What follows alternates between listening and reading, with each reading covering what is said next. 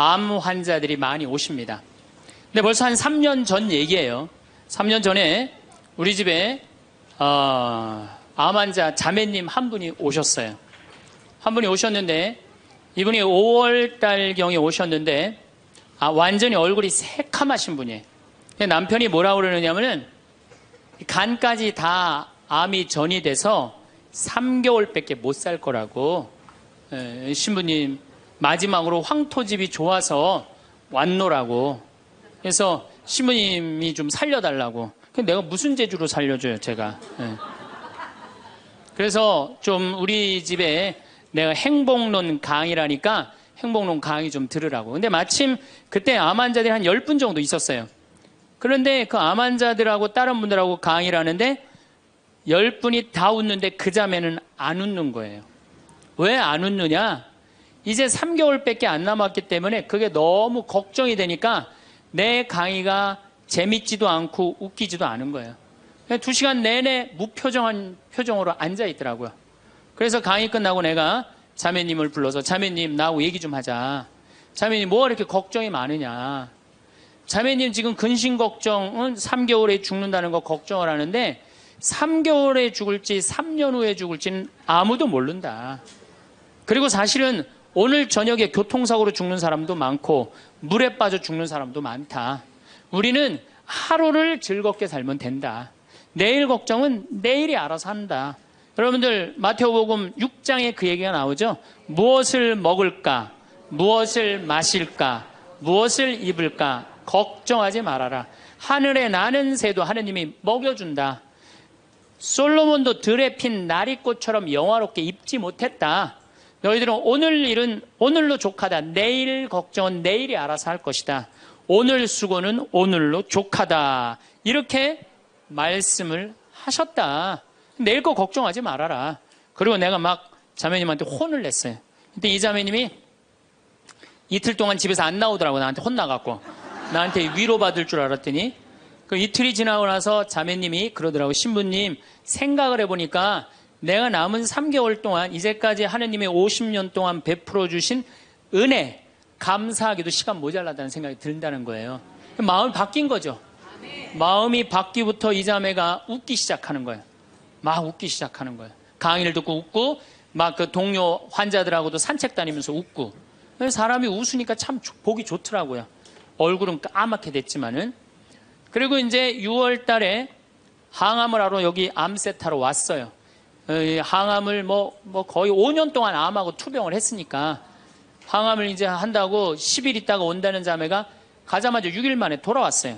왜 돌아왔냐고 그러니까 신부님 자기가 5년 동안 항암을 하는 동안 정말로 매번 토하고 매번 울었대. 너무 아파갖고.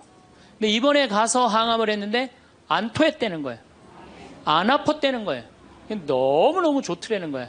그래서 6일 만에 내가 하느님한테 매번 감사했대. 하느님 감사합니다. 안 아프게 해주셔서. 하느님 감사합니다. 안 토하게 해주셔서. 계속. 그리고 6일 만에 내가 살 때는 평창이다. 그리고 평창으로 돌아온 거예요, 이 자매가. 끝나자마자. 그래갖고 이제 우리 집에서 이제 생활을 하는데 후배 암 환자들이 오면은 내가 시키지도 않았는데 이 자매가 데리고 다니면서 감사해야 된다. 찬양해야 된다. 자매가 알아서 하는 거죠. 근데 우리 집은 이제 7월 달이 되면은 아이들이 환경 교육을 받으러 한 4,000명 정도 와요. 그래서 암 환자들이 사실은 다 집으로 보내요. 그 자매도 이제 전라도 순천 분인데 가시라고 가셨다가 방학 끝나면 오라고. 자기는 안 간다는 거. 내가 살 때가 여긴데 어딜 가냐고. 그래도 갔다가 오시라고. 그리고 자매님 이하 암 걸리신 분들 다 집으로 보냈어요. 8월 달이 되면은 전에는 밀린 강의가 많아갖고 여름방학 끝나면 전국으로 강의 다니냐고 정신이 없죠. 암 환자들 일일이 다 체크를 못했어요. 그 자매를 까먹었어요. 까먹고 이제 10월 달이 됐어요. 10월 달이 됐는데 형제님이 전화를 하셨어요. 베드로인데.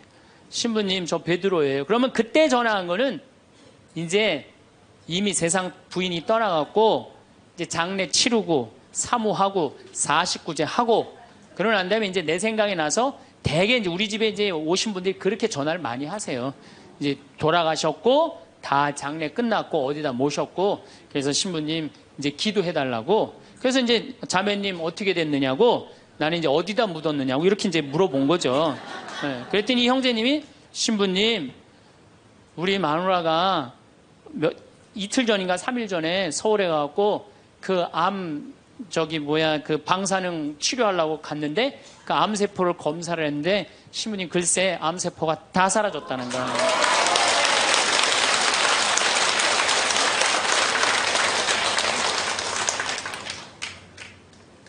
마음을 어떻게 먹느냐에 따라서 굉장히 많이 틀려요.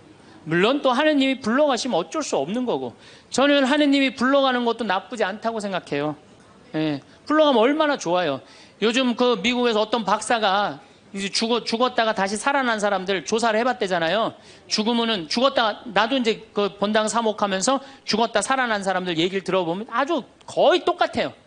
딱 죽을 때 그냥 터널 같은데 빛을 빨리 올라간다는 거예요. 그래갖고 그냥 전생애가 다 보이고, 그리고 정말로 빛이 있는 곳으로 나간다는 거예요. 내가 그 많은 분들 병자성사 해보면서도 정말로 편안하게 돌아가시는 분들을 보거든요. 그러니까 사실 살아도 좋고 죽어도 좋은 거예요. 뭐 이렇게 걱정할 게 많아, 믿는 사람들이. 그렇지 않아요? 어쨌든 그래도 살아있는 게 낫지, 아직까지는. 그렇잖아요. 그 여러분들 죽는 거 걱정하지 마세요. 절대 죽기 전까지는 안 죽어요. 죽기 전까지는 걱정하지 마세요.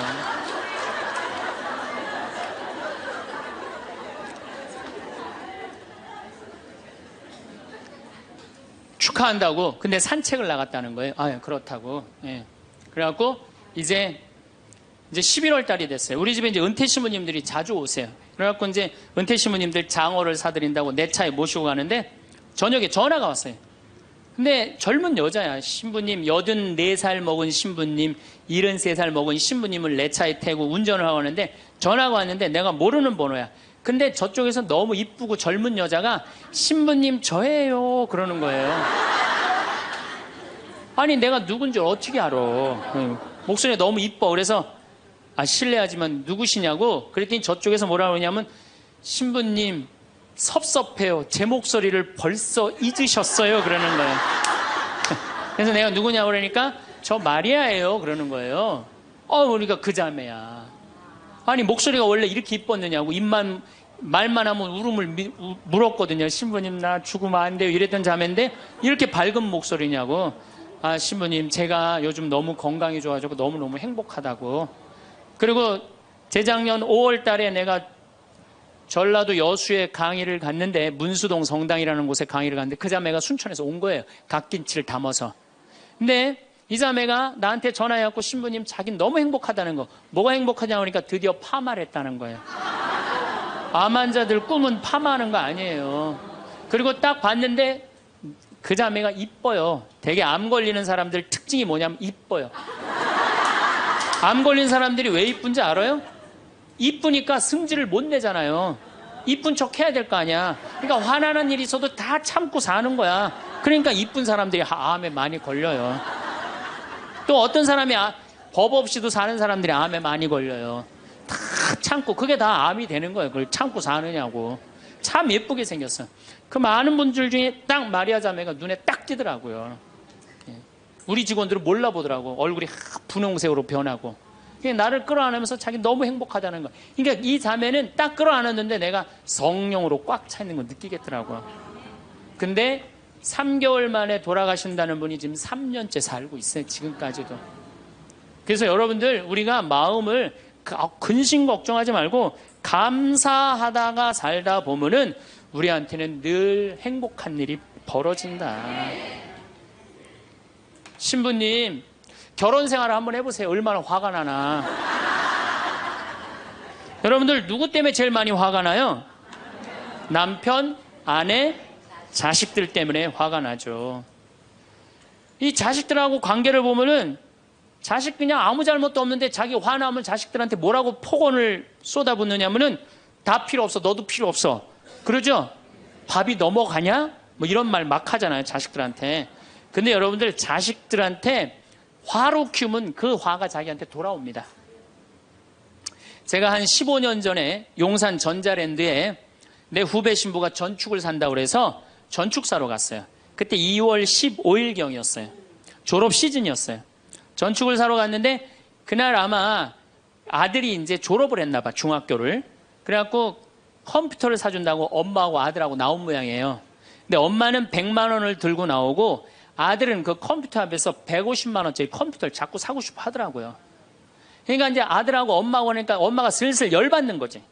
아들이 그냥 100만 원짜리 사면 좋은데 150만 원짜리 자꾸 산다고 우기니까 엄마가 너무 열받으니까 이 감정을 조절하지 못하고 아들 귀싸대기를 때렸어요. 그 많은 사람들이 있는데 쫙 소리가 났어요. 난 전축 사다가 무슨 소린가 했더니 때린 거 엄마가. 그래갖고 내가 그 모자가 하는 게 하도 신기해서 전축 사는 걸 관두고 구경하기 시작했어요. 어떻게 되나. 근데 엄마가 너무 화가 나니까 이성을 잃으니까 뭐라고 그러느냐면은 너 지금부터 나한테 엄마라고 그러지 말고 아줌마라고 불러. 내 말 그렇게 안 들을 거면 아줌마라고 불러. 나 지금부터 네 엄마 아니야. 얘가 그냥 귀싸대기를 맞고 얼마나 창피해. 그 많은 사람들이 봤는데 막 울더라고 얘가. 그런데 막 울더니 계단에서 막 울더니 얘가 착한 애예요. 막 한참 생각하더니 자기가 잘못했다고 생각을 했는지 엄마한테 가갖고 엄마 미안해 내가 100만 원짜리 살게. 분명히 그랬거든 아들은. 근데 엄마는 이미 이성을 잃은 상태야. 그러니까 엄마가 웬만한 엄마는 고맙다 네가 그렇게 마음을 돌려줘서 그리고 내가 때린 거 미안하다 이래야 되는데 이 엄마는 완전히 이게 정신이 나간 엄마라 뭐라고 그러냐면 이놈의 새끼 아줌마라고 부르는데 왜 자꾸 엄마라고 부르느냐고. 여러분 그 아이가 그날 컴퓨터 얻어갖고 갈 수 있어요. 그렇지만 시간이 지나면은 아이가 엄마가 컴퓨터 사준 거 생각할까요? 귀싸대기 맞은 거 생각할까요? 5년, 10년 지나고 나면 컴퓨터 아무 생각 안 해요. 때린 것만 생각나요. 그런데 부모는 참 이상해요. 자식한테 때린 건 하나도 생각 안 하고 잘해준 것만 생각해요. 그러니까 자식은 부모한테 맞은 것만 생각하고 부모는 자식한테 잘해준 것만 생각해요. 나중에 만나면은 이게 영 딴 마음을 갖고 사는 거야. 그러니까 여러분들 중에 만약에 자식들이 화가 나갖고 만약에 내가 때렸다. 늙어서 호강받을 생각은 꿈도 꾸지 말아라. 며칠 전에 중국에서 한 엄마가 길거리에서 아이를 막 발로 차고 막 때리는 거 보셨죠? 방송에 나왔더라고요. 화로 키우면요, 걔는 나중에 그 엄마한테 화로 갚을 수밖에 없어요. 근데 우리가 왜 자식들한테 많이 더 화가 나느냐? 이유는 딱 한 가지예요. 공부 못한다는 거예요. 공부 못한다는 거. 공부 안 하고 딴짓 한다고. 사친구 때 공부 안 하고 컴퓨터 게임이나 하고 더욱이 눈 동그랗게 뜨고 부모한테 덤비면 화가 나요 안 나요? 나죠? 그리고 그냥 문 쾅 닫고 자기 방에 들어가고 나오지도 않으면 속에서 불 나지 않아요? 근데 여러분들 자라면서 사춘기 때는 그러는 게 당연한 거예요. 사춘기 때는 방황할 수 있는 권리가 있는 아이들이에요. 사춘기 때는 자기가 방황하는 게 당연한 거예요. 얘네들은 권리예요. 방황하는 게. 혼란스러운 게. 근데 엄마들이 그걸 허락을 안 해. 내가 좀 마음이 산란하고 그냥 몸도 막 변하고 그냥 정신도 이상하고 여자 보면 가슴이 흥분되고 막 그래갖고 학교도 가기 싫고 그래갖고 그냥 마음이 산란해갖고 오늘은 학교를 하루 접고 명동에서 좀 고민 좀 해야 되겠다. 학교를 하루 안 갔어. 학교 선생님이 엄마한테 애가 학교 안 왔다고 그냥 찾아보니까 명동에서 그냥 애가 그냥 왔다 갔다 하는 거야. 엄마 미치는 거죠. 엄마 뭐라 그래? 예, 너 방황은 나중에 지금 공부하고 방황을 엄마가 명동에서 대신해 줄 테니까 너는 지금 뭐 해야 돼? 공부해야 돼. 얘는 방황할 자격도 없는 거예요. 우리나라 애들은.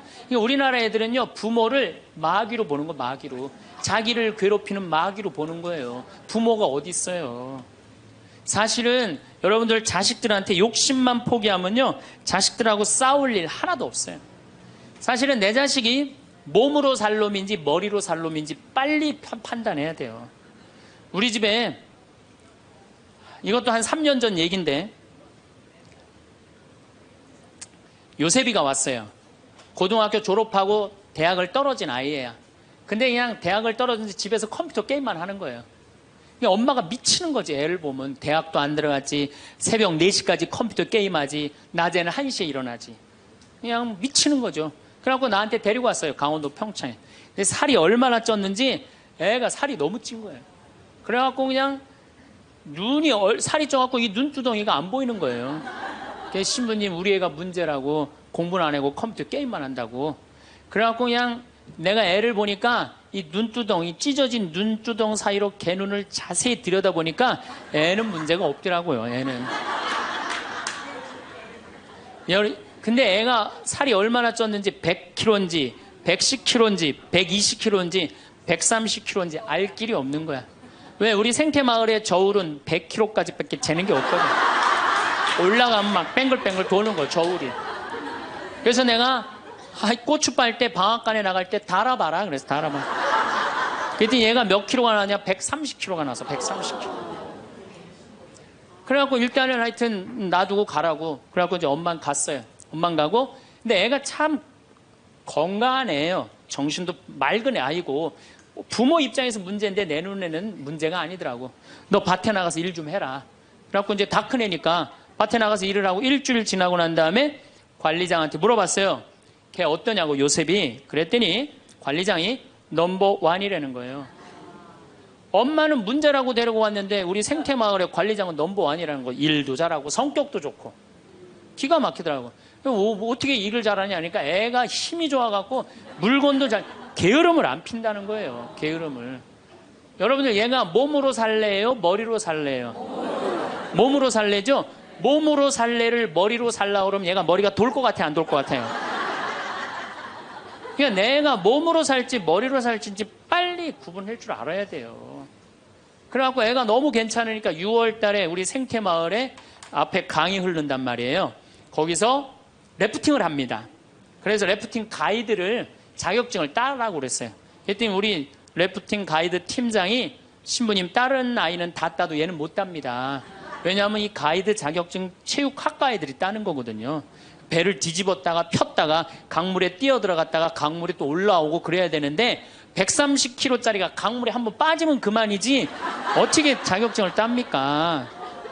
그래도 우리가 협회 사람들하고 잘 아니까 좀 어떻게 좀 따게 좀 해라. 그래갖고 가이드를 자격증을 보냈는데 얘가 금요일날 따갖고 왔어요. 기가 막힌 거죠. 어떻게 땄냐 그러니까 그 주간에 비가 오지 않아갖고 배가 강바닥에 단 거야. 그래갖고 그냥 들어왔다 나갔다 자격증 따갖고 왔어요. 그리고 아이가 가이드를 하는데 인기가 최고예요. 최고. 너무너무 잘하는 거 아이가. 그래갖고 이제 9월 달에 엄마가 와서 보니까 아들이 130kg짜리니까 116kg가 된 거야. 그러니까 살이 홀쭉 빠지고 눈빛이 초롱초롱해진 거야. 그러니까 엄마가 가자 공부하러.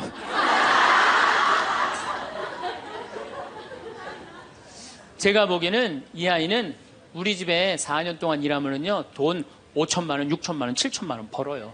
왜냐하면 우리 집에 일하면 돈 주거든요. 그럼 그 돈 모아갖고 사업을 해도 얘는 잘하는 애예요. 꼭 공부로 승부 걸 아이가 아니거든요. 그럼 신부님 우리 애가 몸으로 살랜지 머리로 살랜지 기준이 어떻게 됩니까? 반에서 10등 안에 안 드는 놈들은요 다 몸으로 살 놈들이에요. 여러분들 자식들 중에 반에서 10등 안에 안 드는 애들은 다 몸으로 살 애들이야. 독일은 초등학교 졸업하면서 중학교 올라가면서 갈릅니다. 대학 들어가래 아니면 기술 배우래. 그래갖고 갈러도 학교 선생님이 갈러놔도 우리 애가 왜 이 머리가 나쁘냐 이렇게 따지는 부모 하나도 없대요. 그러니까 그 독일 사람들은 그게 내 아이가 몸으로 살고 손으로 기술로 하는 걸 좋아한대요. 그리고 그렇게 아이가 살도록 도와준대요. 근데 우리는 만약에 그렇게 했다. 내가 교장 선생님들, 교감 선생님들한테 강의 한번 간 적이 있어요. 연수원에 가서. 그랬더니 교감 선생님들이 만약에 우리가 그런 결정을 하면 지금 학부형들한테 맞아 죽는다는 거예요. 그러니까 우리나라 부모님들이 욕심이 너무 많은 거예요. 자식들한테. 그러니까 자식들이 희생당하는 거죠. 자식들이 희생당하는 거예요. 그러니까 독일은 대학을 졸업하는 비율이 아이들의 한 25% 정도밖에 안 된대요. 대학을 졸업하는 아이들이. 들어가는 애들도 많지 않고, 미국은 뉴욕 잘 사는 데가 대학 졸업하는 비율이 60%예요. 60%. 그런데 우리나라는 대학에 지금 입학하는 게 몇 프로냐면 92%예요. 아무나 다 대학 가는 거예요. 아무나 다. 그러니까 독일은 몸으로 살 애들이 75%야. 그렇죠? 그 다음 미국은 몸으로 살 애들이 40에서 50% 정도 돼요. 우리나라는 92%가 미국은 또 미국이나 캐나다는 60%가 대학에 들어가도 졸업하는 건 그중에 반밖에 못해요. 다 졸업 못해요. 그래서 그쪽에 가보니까 입학은 물어봐도 졸업은 물어보는 게 아니래요. 졸업하는 게 그렇게 어렵다는 거예요. 근데 우리는 92%가 들어가면 91% 거의 다 졸업을 하는 거야. 우리는 몸으로 살 애들이 8%밖에 안 돼. 머리로 살 애들이 92%고. 공장에, 농장에 일할 사람들이 있어요? 없어요. 그러니까 이 나머지 92% 중에 취직을 다 합니까? 40, 50%밖에 못 해요. 그러면 나머지 40%는요, 한량으로 남는 거예요. 취직도 못 하고. 그럼 그 자식 보고 있으면 속에서 불이 나요, 안 나요? 불이 나죠? 근데 누가 잘못한 거예요? 부모가 잘못한 거예요. 처음부터 너는 머리로 안 될 것 같으니까 우리 몸 쪽으로 가자. 그래갖고 농사를 가르치든지 기술을 가르치면은 걔 벌써 취직해갖고 일했을 거예요. 근데 다 우리의 삐뚤어진 욕심 때문에 아이도 망가뜨리고 부모도 망가지고 그래갖고 돈 쏟아 넣느냐고 노후 대책연금도 못하고 그러니까 그냥 전 국민이 그냥 화 속에서 사는 거예요. 그러니까 저는 정말로 우리나라 이 교육제도가 화의 근원이라고 생각해요. 그렇다면은 자식 때문에 화나죠. 그런데 이 부부라도 서로 사이가 좋으면은 좋은데 엄마들이 자식한테 미쳐갖고 남편한테 신경 써야 안 써요? 안 쓰죠? 남편이 외로운지 힘든지도 몰라요. 근데 자식들은 부부가 막 사랑스럽고 이렇게 다정하게 지내는 부모를 본 자식들은요 안정스럽게 자란대요. 근데 부부가 맨날 싸우고 막 이러는 자식들은요 굉장히 불안정하게 자란다는 거예요. 그래서 저는 정말로 감사한 게 저는 고등학교 졸업할 때까지 부부는 안 싸우는 건 줄 알았어요. 부부는 한 번도 부부 싸움을 본 적이 없어요. 저는. 근데 내 고등학교 때 친구가 아이 뭐 술 먹자고 고등학교 때 왜 그러냐 그러니까 아버지가 엄마를 때려갖고 눈탱이가 밤탱이가 됐다는 거예요. 자기 너무너무 괴롭다는 거예요. 그래서 저는 그때 충격받았어요. 어떻게 부부가 싸우느냐 그런 충격을 받았어요. 저는. 왜냐하면 나는 우리 어머니 아버지 싸우는 걸 한 번도 못 봤거든요. 그래서 내가 그 얘기를 얼마 전에 우리 형제들이 다 모였을 때 나는 어머니 아버지 싸우는 걸 한 번도 못 봤다. 그랬더니 우리 형제들이 이구동성으로 딱 한마디 하더라고요. 신부님이 집에 붙어 있은 적 있어야지 그걸 보는 거 아니냐.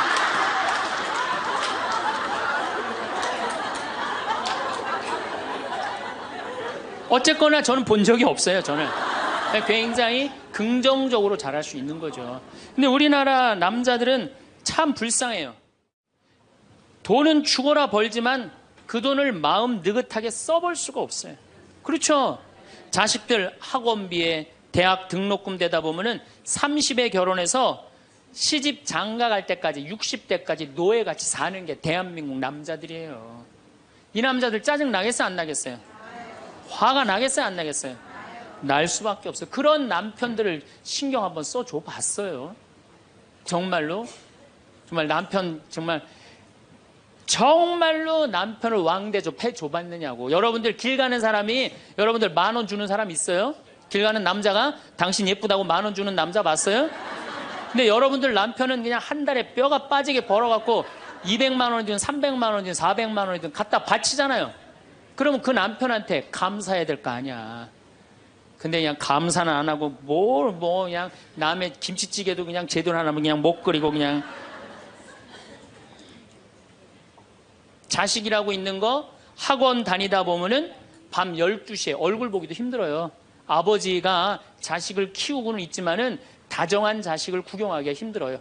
또 사춘기만 되면 이 자식들이 아버지한테 부드럽게 합니까? 반항하고 틱틱거리고 그러면은요, 우리나라 남자들은 갈 데가 없는 거예요. 그래서 40대 남자들이 자살률이 세계에서 1위인데 우리나라 여자보다 몇 배가 많이 죽느냐면 3배가 많이 죽어요. 우리나라 40대들은 갈 데가 없는 거예요. 갈 데가. 외로운 거죠. 또 여성들도 마찬가지야. 난 우리나라 여자들도 불쌍해. 이게 다 교육 때문에 그래. 교육 때문에. 자식이 막 사춘기 때 막 생 난리를 치고 막 그럴 때 여러분들은 몇 살이 될까요? 45, 50 왔다 갔다 하죠? 그럼 여러분들은 자식은 사춘기지만 여러분들은 뭐예요? 갱년기야. 그러니까 갱년기가 되면 사실은 굉장히 케어가 필요한 거예요. 여러분들 굉장히 돌봄이 필요한 나이예요. 막 피부 처져요, 안 처져요? 눈두덩 쳐져요, 안 쳐져요? 눈가 쳐져요, 안 쳐져요? 볼 쳐져요, 안 쳐져요? 이가 쳐져요, 안 쳐져요? 그러니까 그렇게 처지는 거 거울에 이렇게 보고 앉아있으면 어떤 얼굴이 되냐면 이런 얼굴이 돼요.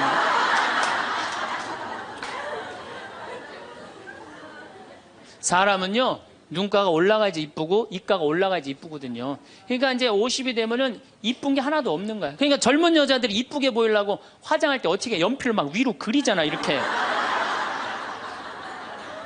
근데 50이 되면 연필로 그려도 결국은 어떻게 돼요? 끝이 떨어지잖아요.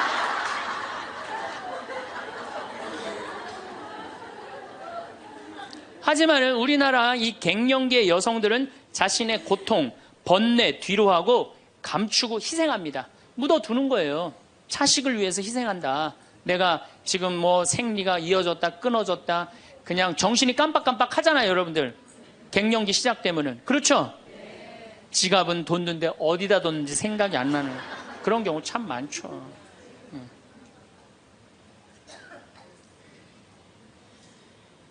그러니까 자기만 희생한다고 생각을 하니까 화가 나는 거예요. 화가 나는 거. 더욱이 50이 되면은 뭐에 걸리느냐? 빈둥지 증후군에 걸려요. 자식 공부하러 나가고, 그렇죠? 남편 돈 벌러 나가고, 자기는 50 되면은 아무도 옆에 없는 것 같은 외로움 속에 자기가 이제 빠지는 거죠. 그러면 이제 자식 보면 막 화가 나는 거예요. 남편 봐도 화가 나고, 몸에는 막 테스토스테론이 나와가고 힘은 흘러 넘치고, 그러니까 막 소리 지르는 거예요. 그러니까 50 넘은 여자 중에 여자 같은 여자는 없고 전부 다 깡패 같은 여자들만 있는 거예요. 50 넘은. 그래서 나는 이 부부들 보면은 참 재미난 게 성당에서 내가 보면 얼굴도 예쁘고 정말로 상냥해요. 이 음식 반찬도 맛있게 하고 그럼 남편하고 술 한잔 하면서 형제님 행복하다고 저렇게 이쁘고 상냥하고 괜찮은 여자랑 살아서 정말로 부럽다고 그러면은 형제님들 대부분이 뭐라고 그러냐면 신부님 부러우세요? 너무 부럽다고 그러면은 형제님들이 뭐라고 그러냐면 데리고 가세요.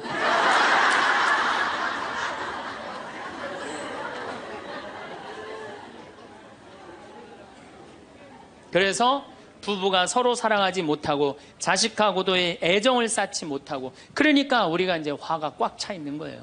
그러니까 이 화가 꽉 차 있으니까 정말로 상상하지 못하는 일들이 벌어지는 거 우리 사회 안에서 막 서로 죽이고 뭐 내다 버리고 뭐 이런 일들이 벌어지는 거죠. 그러면은 화가 나면은 어떻게 이 화를 컨트롤을 해야 되느냐, 화를 다루어야 되느냐. 지금부터 그 얘기를 말씀드리겠습니다. 여러분들 화가 나면 예수님만 보면 돼요. 우리가 인생이 답답할 때 누구만 보면 돼요? 예수님만 보면 됩니다. 요한복음 8장에 간음한 여자 얘기가 나옵니다. 자, 요한복음 8장에 간음한 여자 얘기가 나와요. 당시 2000년 전에 여자가 간음을 했다.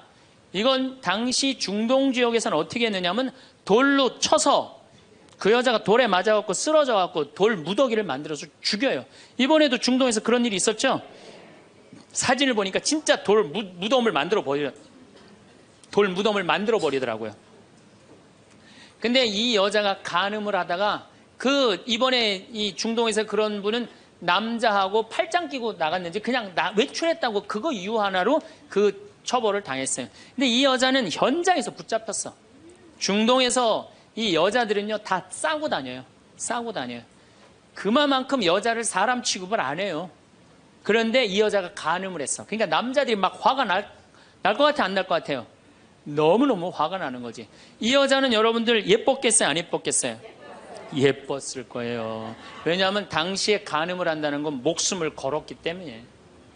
이 여자 몸매는 어땠을 것 같아요? S라인에 S라인. 이게 벤지 엉덩이인지 구분도 안 되는 여자고 간음할 수가 없어요. 예쁜 여자가 다른 남자하고 대낮에 간음하다가 붙잡혔다. 남자들이 흥분할 수밖에 없어요. 그래갖고 막 눈이 뒤집어져갖고 예수님은 안 그래도 예수님한테 별렀어요. 왜? 요한복음 7장에 귀에만 대면 예수님을 죽이려고 그랬거든. 근데 이 사건이 8장에 일어나요. 8장에. 그러니까 모두를 용서해라, 사랑해라 이런 분하고 율법 1.1핵도 없어지면 안 된다. 그러니까 율법학자들이 예수님 앞에 이 여자를 패댕기를 치는 거예요. 당신이 이 여자 간음했는데 어떻게 하면 좋으냐고. 근데 예수님이 보니까 이 사람들이, 이 남자들이 너무너무 흥분해 있는 거야. 눈이 뒤집어진 거예요. 보니까 흰 눈동자 95%, 까만 눈동자 5%야. 눈이 확 뒤집어져 있는 거야. 근데 예수님은 참 지혜로우셔요. 흥분한 사람하고는 얘기를 안 하시는 거예요. 여러분들, 두 사람이 막 싸워. 내가 말리로 들어갔어. 말리로 들어갔고, 말리로 들어가면 나중에 흥분한 사람들 속에 뛰어들어가면 나중에 몇 명이 싸워요? 3명이 싸워요. 이게 눈에 뵈는 게 없을 때는요, 아무리 좋은 말도 귀에 안 들어오는 거예요. 눈에 뵈는 게 없을 때는. 예수님 딱 보니까, 아니, 이 사람들이 완전히 흥분해 있어. 그러니까 상대 안 합니다. 어떻게 하냐면, 대꾸도 안 하고, 바닥에다 뭘 쓰세요. 땅바닥에 뭘 쓰세요. 참 위대한 행동이죠. 흥분이 가라앉을 때까지 기다리시는 거죠. 저는 제 소원이 하나 있어요. 저는 본당 신부를 10년 동안 했는데, 다행히 한 번도 뭐 교우들끼리 뭐 서로 싸워갖고 패가 갈린다든가 그런 적이 없어요. 그런데 이제 내가 다음에 이제 한번 본당에 나가면 주교님한테 가서 꼭 부탁하고 싶어요. 주교님한테 나는 어떤 본당에 나가고 싶냐고 부탁을 하고 싶냐면은 성당이 두 패로 나눠져갖고 머리통이 터지게 싸우는 본당에 나 보내달라고. 내가 꼭 하고 싶은 게 있어서 그래요. 뭘 하고 싶으냐면은 내가 이제 머리통이 터지게 싸우는 본당에 발령받아 갔단 말이야. 딱 발령받아 가면은 양쪽 회장들이 딱 올 거 아니에요. 신부님, 저치들이 우리 성당 돈 다 빼먹었다고. 또 이쪽 회장들은 저치들이 우리 성당 분위기 다 깬다고 시시비비를 가려달라고 흥분이 돼갖고 오면은 나는 아무 말도 안 하고 사제관 방바닥에 뭘 써보고 싶어. 나 그거 꼭 해보고 싶어요. 여러분들도 만약에 남편이 나하고 얘기 좀 하자고, 남편이 흥분돼갖고 너 왜 우리 어머니한테 그렇게 못되게 대하느냐, 그래갖고 싸우자고 문을 열고 딱 들어가고 딱 봤는데 남편이 흥분을 했어. 눈동자를 보니까 흰 눈동자 95%, 까만 눈동자 5%야. 그러면은 부인이 그래, 나도 할 얘기가 많다, 해보자. 그러면은요, 어떻게 될 것 같아요? 싸우고 귀싸대게 맞게 돼 있어요. 왜? 말로 싸우면요, 남자는 여자를 못 이겨요. 남자는. 왜냐하면 여자는 하루에 25,000마디를 하고 남자는 하루에 15,000마디밖에 못 하거든요. 그러니까 말로는 여자를 이길 수가 없어요. 나는 우리 신부들 중에 수녀님하고 싸운 신부들 중에 수녀님하고 싸워서 수녀님을 이긴 신부를 본 적이 없어요.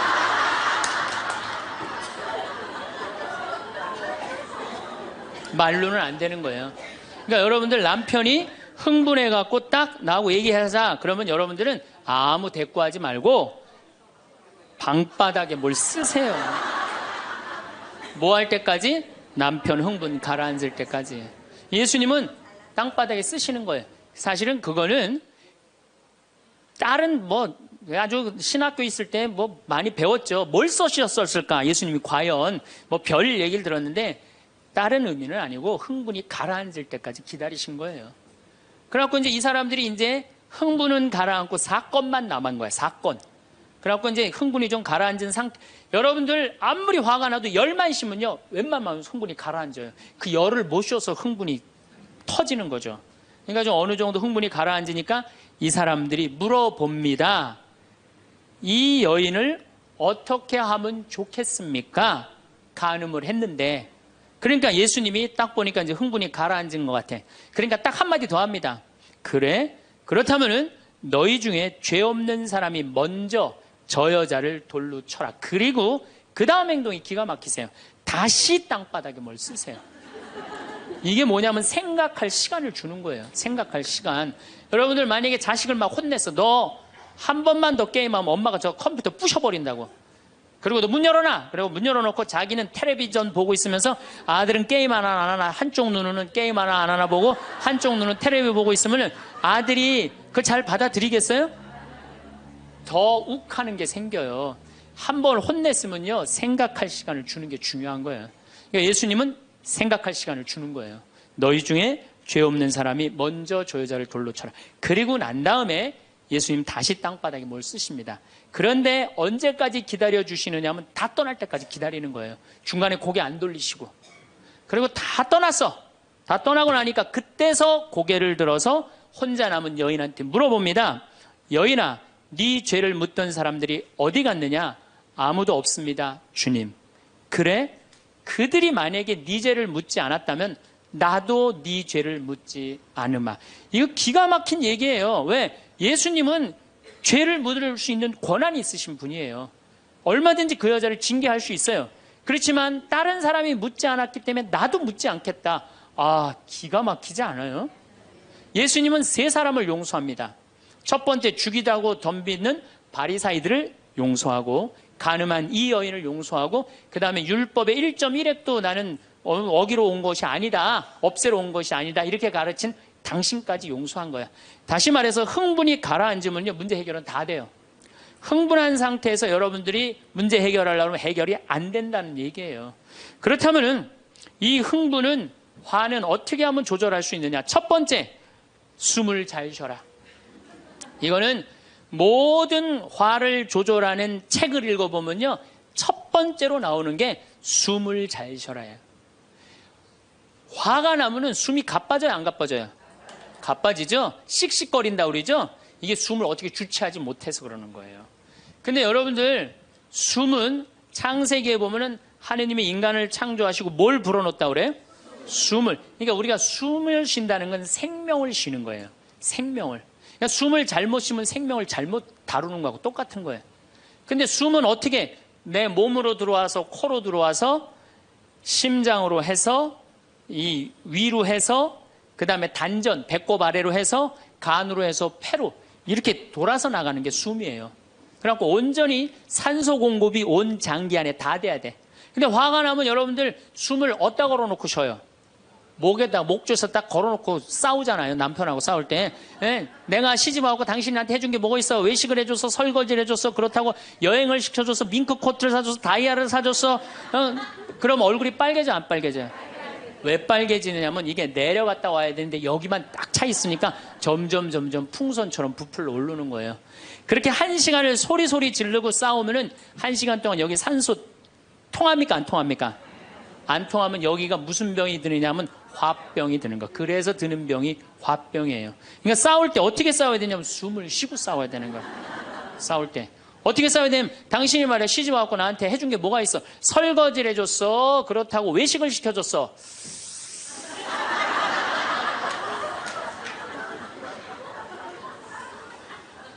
그렇다고 나 밍크 코트를 사줬어, 아니면 다이아를 사줬어. 당신 나한테 해준 게 뭐 있어? 내 시집 와서 고생만 했지.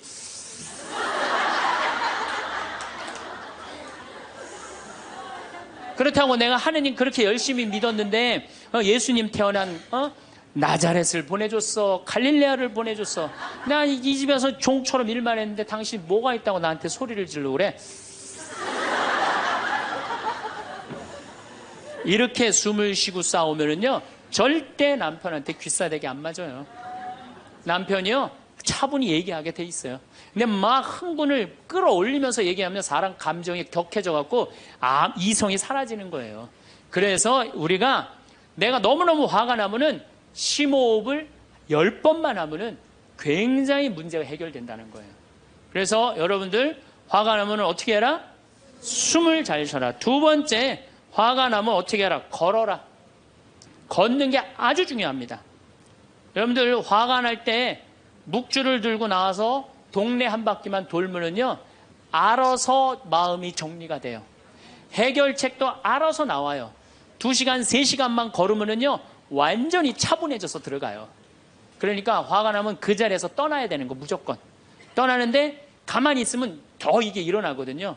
그래서 이 꼼포스텔라라고 스페인의 야고보 성인 무덤 가는 800km, 그게 세계적으로 그렇게 인기가 좋은 게, 왜 인기가 좋으냐 하면은 그 걸으면서 사람이 치유가 다 되고 마음 정리가 다 되기 때문에 그러는 거예요. 그러니까 걷는 거는 건강에도 좋지만은 마음을 정리해 주는 게 걷는 거예요. 그래서 여러분들, 정말로 화가 나면 어떻게? 걸으세요. 그리고 정말로 큰 숙제가 있다, 내 인생에 큰 숙제가 있다 그러면은 도보 성지순례를 하세요. 도보 성지순례를. 저는 우리 교우들이랑 이 세남터에서부터 미리네까지 전체 교우가 밤 8시면 모여갖고 새벽 3시, 4시까지 저 미리네까지 걸었어요. 그 목요일, 금요일, 토요일, 일요일 4일을 걸었는데, 그 한 400~500명 되는 교우들이 나한테 체험, 은혜 받은 얘기를 하는데, 이건 보통 은혜 받은 게 아니에요. 허리 아프던 사람은 허리 다 낫고, 위장 아프던 사람 위장 다 낫고, 마음 복잡한 사람 마음 정리되고, 사업이 막 안 돼갖고 괴로워하던 사람은 빛을 보고, 걷는 게 그렇게 우리 인생에 중요한 거예요. 그래서 내가 정말 문제가 있다, 새남터서부터 걸으세요. 새남터 우리 김대건 신부님 시신 모시고 미리네까지 원선시호 할아버지가 그땐 청년이었지만 갔잖아요. 그 생각하고 걸으면요, 여러분들 은혜 많이 받으실 거예요. 그러니까 화가 나면 어떻게 해라? 숨을 잘 쉬고 그 다음에 어떻게 해라? 걸어라. 그 다음에 화가 나면, 화를 조절하는 방법 중에 세 번째는 잘 먹어라. 이게 먹는 게, 화를 먹는 경우가 너무 많아요. 인스턴트 음식, 그렇죠? 이거 잘못 먹으면요 다 화가 들어있는 거예요. 그리고 고기 너무 많이 먹으면요 화냅니다. 여러분들 사슴 싸나워요 안 싸나워요? 안 싸납죠? 사자 싸나워요 안 싸나워요? 싸납죠? 사자 뭐 먹어요?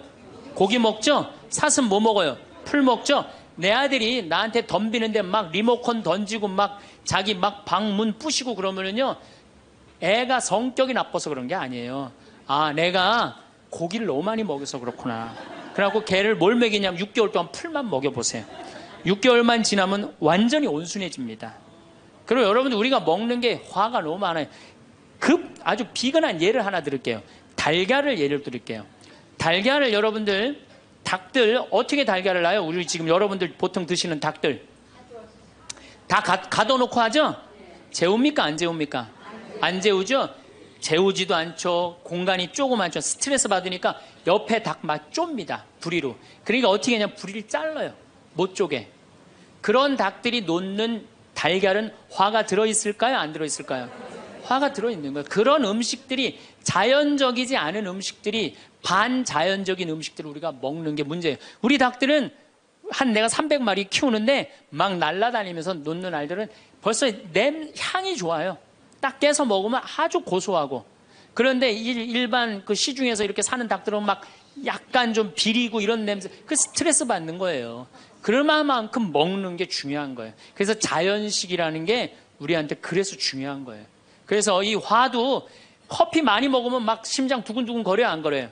그런 상태에서 화나는 일이 있으면 폭발합니다. 그러니까 먹는 게 아주 중요하다. 네 번째, 우리가 화를 잘 다스리려면은 이게 음양의 조화, 인생을 좀 즐길 줄 알아야 돼. 인생을. 하느님이 6일 일하고 7일째 쉬셨어요, 안 쉬셨어요? 쉬셨죠? 그럼 여러분들도 일하고 쉬어야 돼, 안 쉬어야 돼요? 쉬어야 돼요. 근데 우리는 잘 안 쉬어.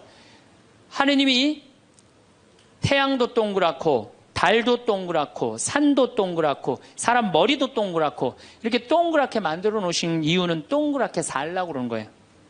그런데 우리 평창에 내가 생태마을에서는 운전하고 읍내에 나가면은 한 번도 빵빵거리는 소리를 못 들어요. 근데 서울만 딱 오면은 여긴 다 네모나고 삐죽해. 그러니까 네모나고 삐죽한 거 보는 사람들 딱 1초만 늦게 출발해도 빵빵거리고 난리도 아니에요.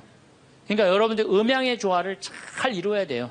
남녀 뭐 쉬는 거 이런 게 굉장히 중요한 거거든요.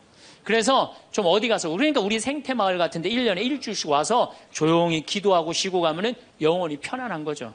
그러니까 여러분들 지금 나이 60 드신 분들 60년 일했으면 나머지 인생은 즐거워야 돼, 안 즐거워야 돼? 즐거워야 돼. 그러니까 그런 음양의 조화를 잘 해야 된다.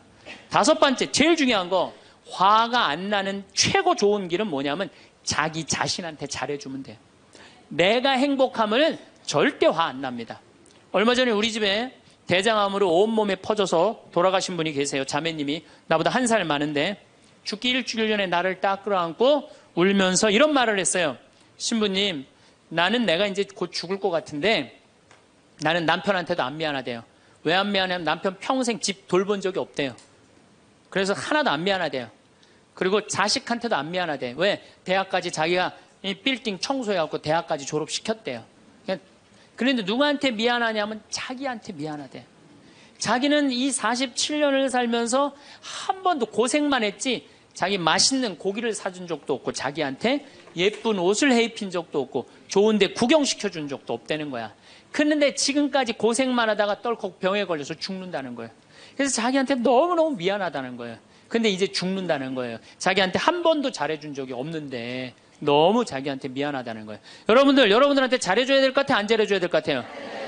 괜히 그냥 참고 인내하면서 승질은 승질대로 부리고 그러실 필요 하나도 없어요. 이제 여러분들한테 맛있는 거 있으면 사주세요. 그렇죠? 예쁜 옷 있으면 사 입히고, 여러분한테 좋은 데 있으면 구경도 좀 시켜주고, 저는 저한테 잘해줍니다.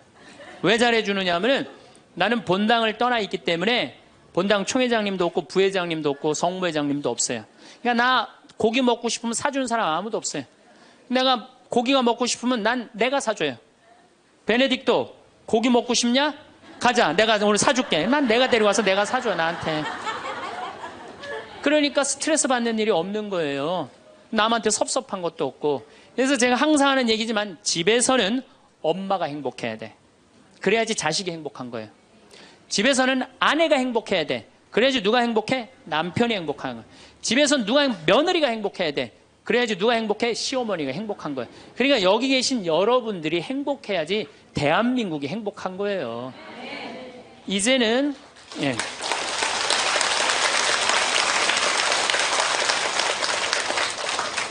자기한테 잘해주는 걸 비신앙적이라고 생각하지 마십시오. 온 세상을 얻는다 해도 자기 목숨을 잃으면 아무 소용이 없다. 그러셨죠? 그러니까 여러분들한테 잘해주시고 내가 행복해야지 그 행복을 가지고 온 세상에 나눠줄 수 있다는 사실 잊지 마시고 여러분들 행복하시기 바랍니다. 감사합니다.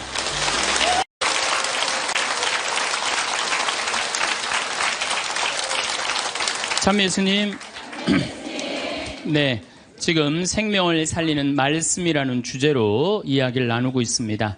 우리 인간은 말이라는 것처럼 중요한 게 없는데 이 말을 잘 사용하느냐 사용하지 못하느냐에 따라서 그 공동체가 행복하기도 하고 그 공동체가 불행하기도 합니다. 내가 또 복을 불러오는 말을 하는 사람이 있고 복을 차는 말을 하는 사람도 있습니다. 그래서 과연 나는 생명을 살리는 말씀을 하는 사람인가, 좋은 열매를 맺는 말씨를 뿌리는 사람인가, 아니면 입만 열무는 기분 나쁘게 하는 말투를 던지는 사람인가, 이 이야기를 나누고 있습니다. 근데 이게 부부끼리 가장 많은 상처를 주는 것 같아요. 지난주 끝에도 잠깐 말씀드렸듯이 나도 남자지만 참 여자를 이해하기가 힘들어요. 제가 이렇게 한 2년 전에 제가 위암 수술을 했어요. 그래갖고 이제 이 위를, 암 환자들은 온도가 42도가 넘어가면 재발하지도 않고 암이 죽는데요. 그래서 이제 제가 찜질방을 잘 가요. 찜질방을 잘 가는데, 아주 뜨거운 찜질방을 잘 가는데, 얼굴이 알려졌잖아요. 그래갖고 아는 사람들이 많아요. 그래갖고 수건을 뒤집어 쓰고 찜질방에 가서 앉아 있어요. 한쪽 끝에 조용히 쭈그리고 앉아 있어요. 그러면 이제 아줌마 셋이서 들어와서 수다를 떨기 시작하면은 이해할 수 없는 수다를 떨어요. 아줌마 3명이서. 뭐라고 그러냐면은 한 아주머니는 자식 얘기해요. 자식 얘기. 그럼 옆에 아주머니가 자식 얘기하면은 그 자식 얘기를 같이 받아줘야 되는데 옆에 아주머니는 그러거나 말거나 자기는 남편 바람핀 얘기해요. 또 옆에 아줌마는 남편 바람핀 얘기 해거나 말거나 자기는 아파트 산 얘기해요. 주제가 다른 3가지 이야기를 각자 지치지도 않고 30분 동안 계속 하는 거예요. 이해가 안 되더라고요. 우리 남자들은 정치 얘기를 지금 하고 있는데 아내가 여보 우리 애가 자꾸 속을 썩여 그러면 남자 신경질 부려요. 여보 나 지금 정치 얘기 하고 있잖아 지금. 정치 얘기 끝나면은 그 다음에 자식 얘기해. 남자는 한 번에 한 가지 주제만 얘기를 해요. 근데 여자는 동시에 3가지 얘기를 동시에 하는 거야. 기분도 안 나빠하면서 계속 얘기하는 거예요. 기분도 안 나빠하면서. 나는 왜 그런가? 근데 요즘 공부를 해보니까 이해가 되더라고요. 여자는 언어를 관장하는 뇌가 좌뇌에도 있고 우뇌에도 있대요. 머릿속에 말이 꽉 차 있는 거야. 말이 꽉 차 있으니까 말을 해야 돼. 그런데 말은 하긴 해야 되는데 또 들어야 되잖아. 근데 말을 하면서도 귀는 동시에 2가지를 구분해서 들을 수 있대요. 이게 무슨 얘기냐면은 한 아주머니는 자식 얘기 자기는 입으로 하면서 귀로는 남편 얘기도 듣고 아파트 얘기도 듣는 거야. 무시하는 게 아니야. 그냥 자기 각자 얘기하면서 상대방 얘기도 다 듣는 게 여자예요. 남자는 언어를 관장하는 뇌가 좌뇌 뒤에만 있어. 좌뇌 뒤에. 그래갖고 남자들이 교통사고가 나고 좌뇌를 다치잖아요. 그러면은요 언어 상실이 온대요. 근데 여자가 교통사고 나고 좌뇌를 다치잖아요. 자네를 다쳐도 전혀 말하는데 지장이 없대요. 아직도 운해가 남아있어서. 그리고 이런 이 부부가 남자하고 여자하고 부부싸움을 하잖아요. 그럼 남자는 또 흥분을 하면 그나마 자네 뒤에 언어를 관장하는 뇌 기능이 없어져 버린대. 흥분하면. 그러니까 아내가 여보 당신 뭐 시집 와갖고 나 손에 물 안 묻히게 해준다 그러지. 당신 나 얼마나 고생시켰어. 뭐 결혼기념일을 챙겨줬어. 생일을 챙겨줬어. 우리 친정엄마를 챙겨줬어. 나 여행을 보내줬어. 막 따지면은 남편들이 대꾸를 해야 되는데 이게 어디 있는 줄 알아야지. 대꾸를 어디 있는 줄 알아야지. 그리고 대부분의 남자들의 반응이 어떠냐면 그거 30분 동안 계속 어이 하다가 끝나는 거예요. 여자는 그냥 좌안에 있는 거 쏟아내고 운에 있는 거 쏟아내고 막 30분 동안 그냥 있는 대로 공격을 하고 난 다음에 여자는 할 얘기 다 했어요. 그 남자가 그게 시끄러. 그리고 여자는 자기 하고 싶은 얘기 다 하면은요 원도 한도 없어요. 부엌에 가갖고 아무 일도 없다는 듯이 설거지해요. 그럼 그때부터 남자들이 신경질이 나는 거예요. 왜 신경질이 나냐면 왜 내가 그때 그 적절한 대답을 왜 찾아내지 못했을까? 막 신경질이 나는 거예요. 그래갖고 막 쇼파 던지고 신경질을 부리면은 아내가 부엌에서 아무 일도 없다는 듯이 아내가 한마디 해요. 나와서 이 사람은 무슨 말만 하면 승질을 부린다고. 그러니까 말싸움으로 아내를 이길 수가 없어요. 남자는요 여자하고 말싸움 해갖고 이길 수가 없어요. 나는 우리 천주교 신부 중에 수녀님하고 싸워갖고 이겼다는 신부를 본 적이 없어.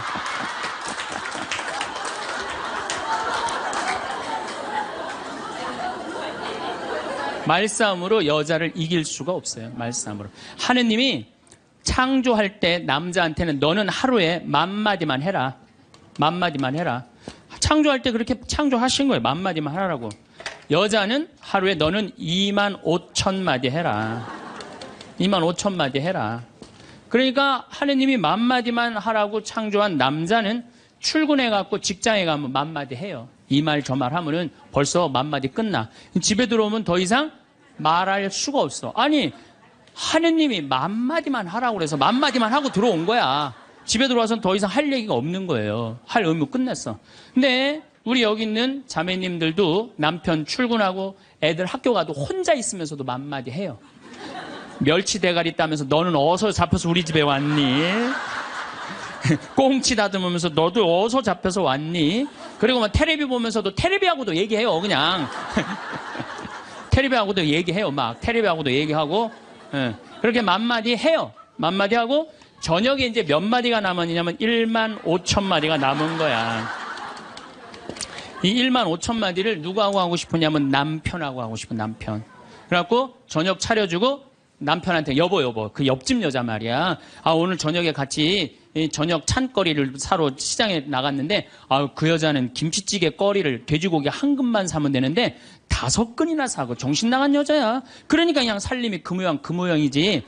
이랬는데 남자는 이미 더 이상 말하기 귀찮은 거예요. 그래서 남편이 한마디 해요. 쓸데없는 소리 하지 말고 부엌에 가서 국이나 더 떠오라고. 그럼 여자는 미치는 거예요. 아직도 15,000마디가 남아있는데 국 떠오라고 그러면 미치는 거예요. 근데 저도 이 말에 저도 동감을 해요. 왜냐하면 저는 10,000마디만 하게 창조된 인간이잖아요. 그런데 나는 이렇게 강의를 하면 10만 마디를 해요. 10만 마디. 10만 마디라니까 사실은 난 사제관에 우리 생태마을에서 강의하고 사제관에 딱 밥 먹으러 저녁에 내려가잖아요. 한마디도 하기 싫어요. 한마디. 근데 우리 밥 해주는 자매님이 밥하고 난 다음에 뭐 이런저런 얘기할 거 아니에요. 뭐 개도 내가 5마리 키우니까 개 얘기도 하고 뭐 좀 대꾸하기가 싫은 거예요. 그래서 한동안 대꾸를 안 했어요. 대꾸를 안 하니까 굉장히 기분이 나쁘잖아요. 신부님이 대꾸를 안 하니까 안 되겠더라고요. 그래서 하루는 불러서 내가 얘기를 했어요. 남자는 하루에 10,000마디만 하게 창조됐는데 내가 10만 마디를 한다. 그래서 나는 정말 대꾸하기가 싫다. 한마디도 하기 싫다. 그냥 밥만 먹고 싶다. 나한테 앞으로 말 시키지 말아라. 제가 얘기를 했어요. 얘기를 했는데도 그래도 우리 자매님도 여자인지라 말을 하잖아요. 그럼 막 말을 하는데 내가 얘기했는데 말하니까 신경질을 나잖아. 내가 인상을 딱 쓰면은 자매님이 한마디예요. 신부님 대꾸하라는 게 아니야. 그냥 나 떠드는 거니까 그냥 밥만 먹으라는 거야.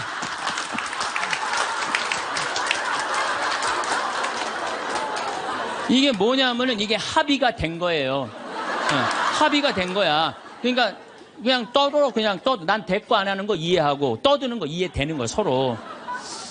내가 보기에는 많은 부부들이, 특히 우리 자매님들이 남편이 막 목석같이 있으면 이런 말을 해. 나는 사는 게 하나도 재미가 없다. 그러죠? 남편이 목석 같으니까. 그런데 남편이 목석이 아니에요. 원래 창조되기를 그렇게 창조된 거예요. 맘마디만 하게 창조된 거예요. 그러니까 여러분들은 유일한 실수는 맘마디밖에 할 줄 모르는 인간이랑 결혼한 게 유일한 실수예요. 더 놀라운 건 뭐냐면은 한 아주머니는 자식 얘기하고 한 아주머니는 남편 얘기하고 한 아주머니는 아파트 얘기하면서 손으로는 달걀을 까먹어 간다는 거예요.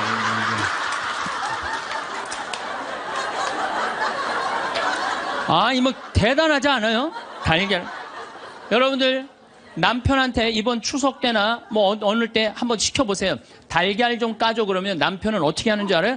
달걀만 까요. 그것만 쳐다보고. 그 말 시키면 남편이 뭐라 그래요? 지금 달걀 까잖아 지금.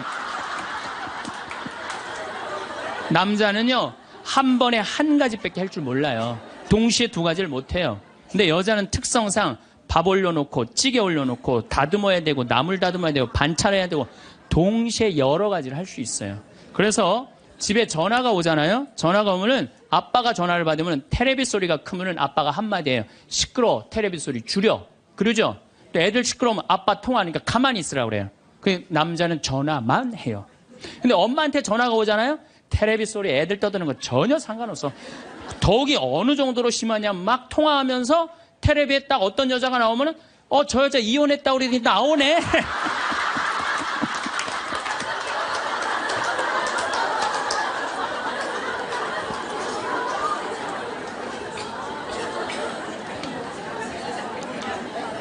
이게 무슨 얘기냐면은 언어에 있어서 여자가 남자보다 뛰어납니다.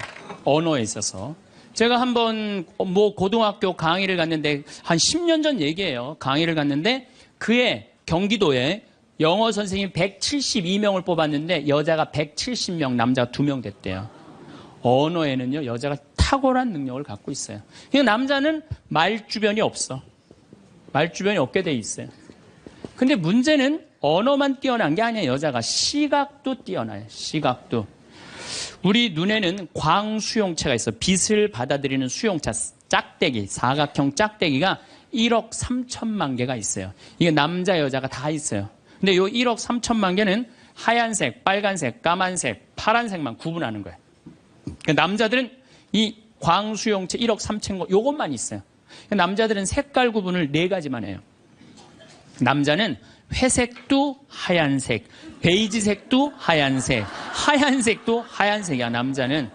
남자는 분홍색도 빨간색, 주황색도 빨간색, 빨간색도 빨간색이에요. 남자는 색깔 구분을 못해요. 근데 여자들은 원추형 광수용체 700만 개가 더 있어요. 여자가. 그래갖고 이건 온갖 색깔을 구분하는 거예요. 그러니까 나는 아직도 카키색이 무슨 색인지 몰라요. 카키색, 잿빛색, 쥐오리색, 뭐 별색을 다 얘기해 여자들은. 그런 구분이 다 되는 거예요. 여자들은 생겨 먹은 것 자체가 그렇게 생겨 먹은 거예요. 색깔. 그러니까 4가지 색깔밖에 구분하지 못하는 남자와 온갖 색깔을 구분하는 여자하고 부부야. 그 부부가 옷 사러 나가면 싸울 것 같아, 안 싸울 것 같아? 싸워요. 왜냐하면 남자는 다 그게 그거 같으니까 아무거나 딱 붙잡아. 여보 가자 그러면 아내가 답답해 보이잖아요. 여보 지금 당신 얼굴 색깔하고 그 옷 색깔하고 맞다고 생각해? 안 어울리잖아. 가만히 있어봐. 그래갖고 이거 들었다 놨다 저것 들었다 놨으면 남편이 신경질이 나는 거. 뭘 저렇게 까다롭게 고르느냐. 아무거나 그냥 입고 가지. 그러니까 남자들하고 여자하고 싸울 수밖에 없어요. 싸울 수밖에 없어요. 그래갖고 옷 사러 나갈 때는 같이 나갔는데 들어오는 시간은 달라요. 이미 남자는 벌써 들어와 있어. 신경질 부리고. 그러니까 색깔 구분 때문에 그래. 색깔 구분.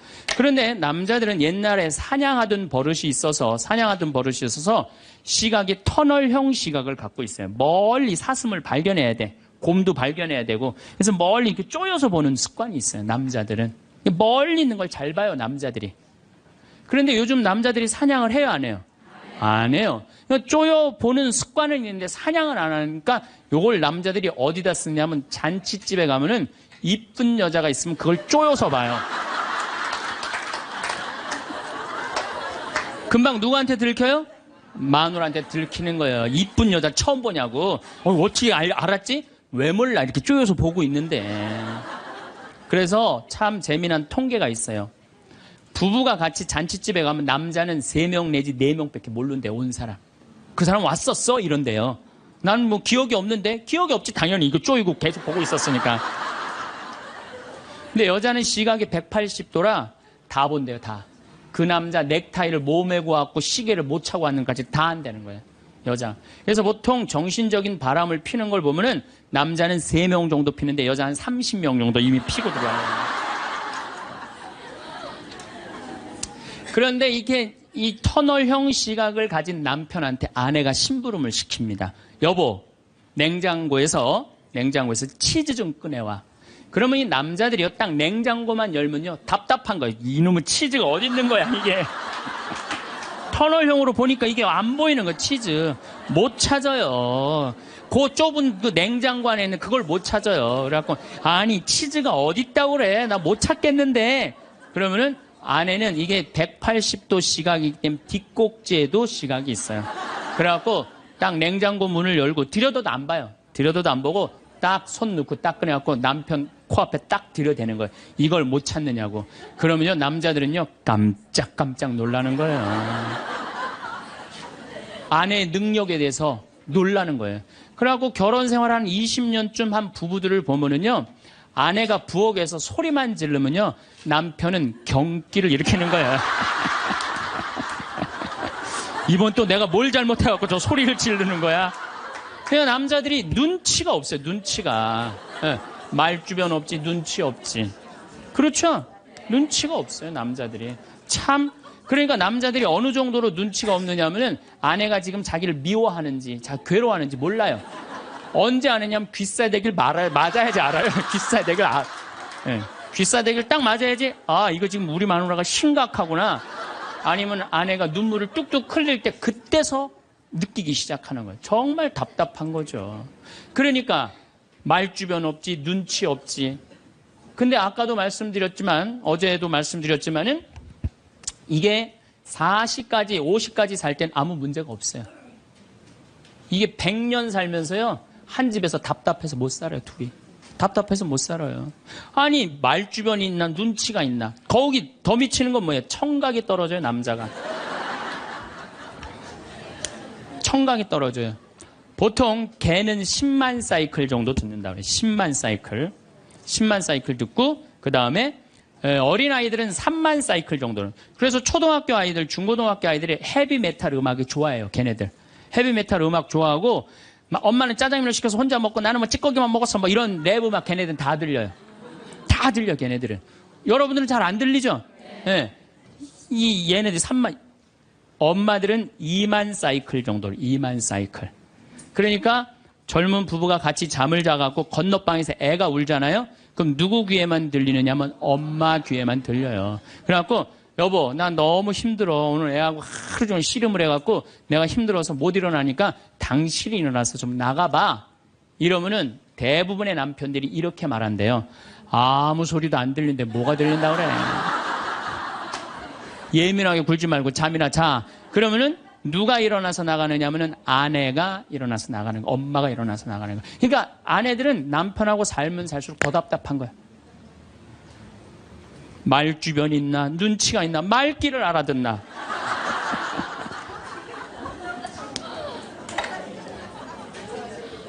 그러니까 이제 한 집에서 할아버지하고 할머니하고 한 집에서 사는 할머니, 할아버지야.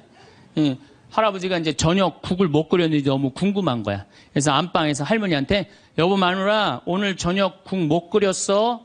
근데 부엌에서 딸그락 소리는 들리는데 대답이 없는 거야. 이놈의 마누라가 날 또 무시하는구나. 이번엔 또 거실에 나가고 또 한번 물어봐요. 이놈의 마누라, 저녁 국 못 끓였냐니까 왜 대답이 없어? 아, 근데 딸그락 소리는 들리는데 또 대답이 없는 거야. 너무 화가 난 할아버지가 이번에는 부엌에 가갖고, 이놈의 할망구야, 저녁 못 끓였는지 내가 3번이나 물었는데 대답을 안 하냐고. 사람 말이 말 같지 않으냐고. 그러니까 할머니가 눈을 동그랗게 뜨고 하는 말이, 내가 콩나물국이라고 3번 얘기했잖아. 누구만 못 들은 거야? 할아버지는.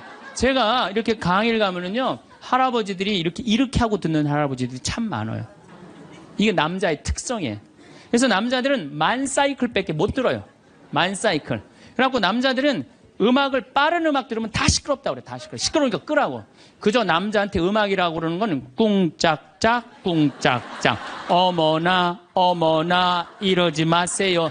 이런 음악만 음악이에요, 남자는. 그래서 30대, 40대가 넘으면 트로트를 좋아할 수밖에 없어, 남자들은. 빠른 음악을 안 들리니까.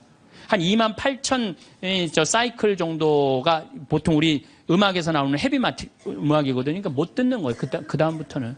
그러니까 말귀 못 알아듣지, 눈치 없지, 말주변 없지. 자, 요즘 어떤 할아버지가 할머니하고 같이 한 집에서 사는데 그런 거예요. 이제 냉장고가 고장이 났고 애프터 서비스를 불렀어. 애프터 서비스를 딱 불렀는데 애프터 서비스 하고 난 다음에 갔어. 근데 요즘은 참 대한민국이 애프터 서비스 끝나고 나면은 고객센터에서 전화하잖아요. 고객님, 매운 만족하십니까? 보통 만족하십니까? 저 설문조사를 하잖아요. 근데 이게 또 할아버지가 전화를 받았네? 냉장고 고쳤는데 이제 애프터 서비스라고 전화를 했는데 애프터 서비스 센터에서 전화했다고 그러니까 뭘 또 애프터 서비스를 해주느냐? 그래갖고 뭐라고 그러니까 할아버지가 할머니한테 그런 거예요. 여보 마누라 요즘 이상해. 냉장고 고쳤는데도 매운 만두 먹을래요? 보통 만두 먹을래요? 그렇게 물어보는데 말귀를 못 알아들어요. 말귀를. 그러니까 60이 넘어가기 시작하면 할머니들 목소리가 커지기 시작해요. 막 할아버지한테 막 소리 지르는 거예요. 소리 지르는 이가 말귀를 못 알아들으니까 소리를 지르기 시작하는 거예요. 점점 나이 먹으면 할머니들은 거칠어지고 그러니까 말귀를 못 알아들으니까 기억력까지 떨어지게 돼 있어. 동시에. 그러니까 어떤 할머니 할아버지가 또 한 집에서 살면서 할아버지가 너무 배가 고픈 거예요. 할머니한테 심부름을 시켰어요. 여보 마누라 좀 부엌에갖고 냉장고에서 우유하고 아이스크림 좀 갖다 줘. 나 배가 고파. 그랬더니 할머니가 막 일어나면서 가려고 그랬어요. 그랬더니 할아버지가 신경질을. 이놈의 마누라야 그냥 가면 어떻게 가다가 까먹으면 어떻게 하려고 그냥 가냐고. 적어가라고. 우유하고 아이스크림. 할머니가 딱 째려보고 이놈의 영감탱이가 내가 그것도 모를까봐 그걸 적어가라고 그러냐고. 기다리라고 내가 우유하고 아이스크림 갖다 줄 테니까 할머니가 추측 가셨어요. 갔는데 한 몇 분 있다가 왔는데 할머니가 삶은 계란을 갖고 온 거예요. 근데 이 할아버지가 뭐라고 그러냐면은 기가 막힌 거예요. 고마워 마누라 삶은 계란 갖다 줘서. 자기가 뭐 시켰는지도 모르는 거야.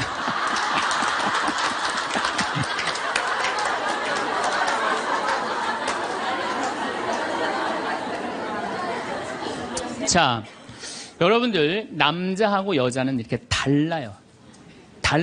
그리고 50이 넘어서면서부터 여자가 능력이 뛰어나요. 여자가. 그러니까 남자는 사실은 말주변도 없지, 눈치도 없지, 말귀도 못 알아듣지.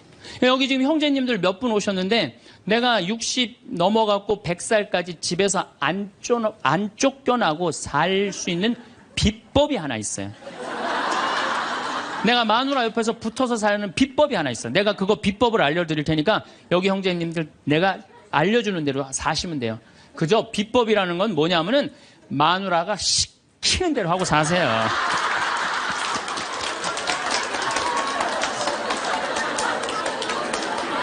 밥 먹으라 그러면 밥 먹고 이 옷 입으라면 이 옷 입고 저거 입으라면 저거 입고 어디 갔다 오라면 갔다 오고 그러지 뭐 자기 뜻을 밝히지 마세요. 자기 뜻을. 그래야지 안 쫓겨나고 살 수 있어요. 시키는 대로 하고 살면 돼. 시키는 대로. 그래서 여러분들 혹시 우리 자매님들 내 남편이 참 목석 같다. 오늘 이해가 돼요? 안 돼요? 이해가 되죠? 구박하지 마세요. 원래 생겨 먹은 게 그런 거니까. 아니 본질적으로 말을 하기 싫어하는 게 인간 남자야 남자. 남자들은 또 고민을 하잖아요. 그럼 여자들은 고민을 하면 말을 해야지 고민이 풀려. 근데 남자들은 고민을 하면 가만히 있어야 돼요. 그러니까 로댕에 생각하는 사람이 100년 전에 이러고 있는데 아직도 이러고 있대잖아. 아직도. 생각하는 사람. 그러니까 여러분들 남편이 말이 많지 않더라고 그래도 너무 구박하지 말라는 거예요. 여러분들 남편이 집안에서 물건을 못 찾더라도 좀 구박하지 말라는 거예요.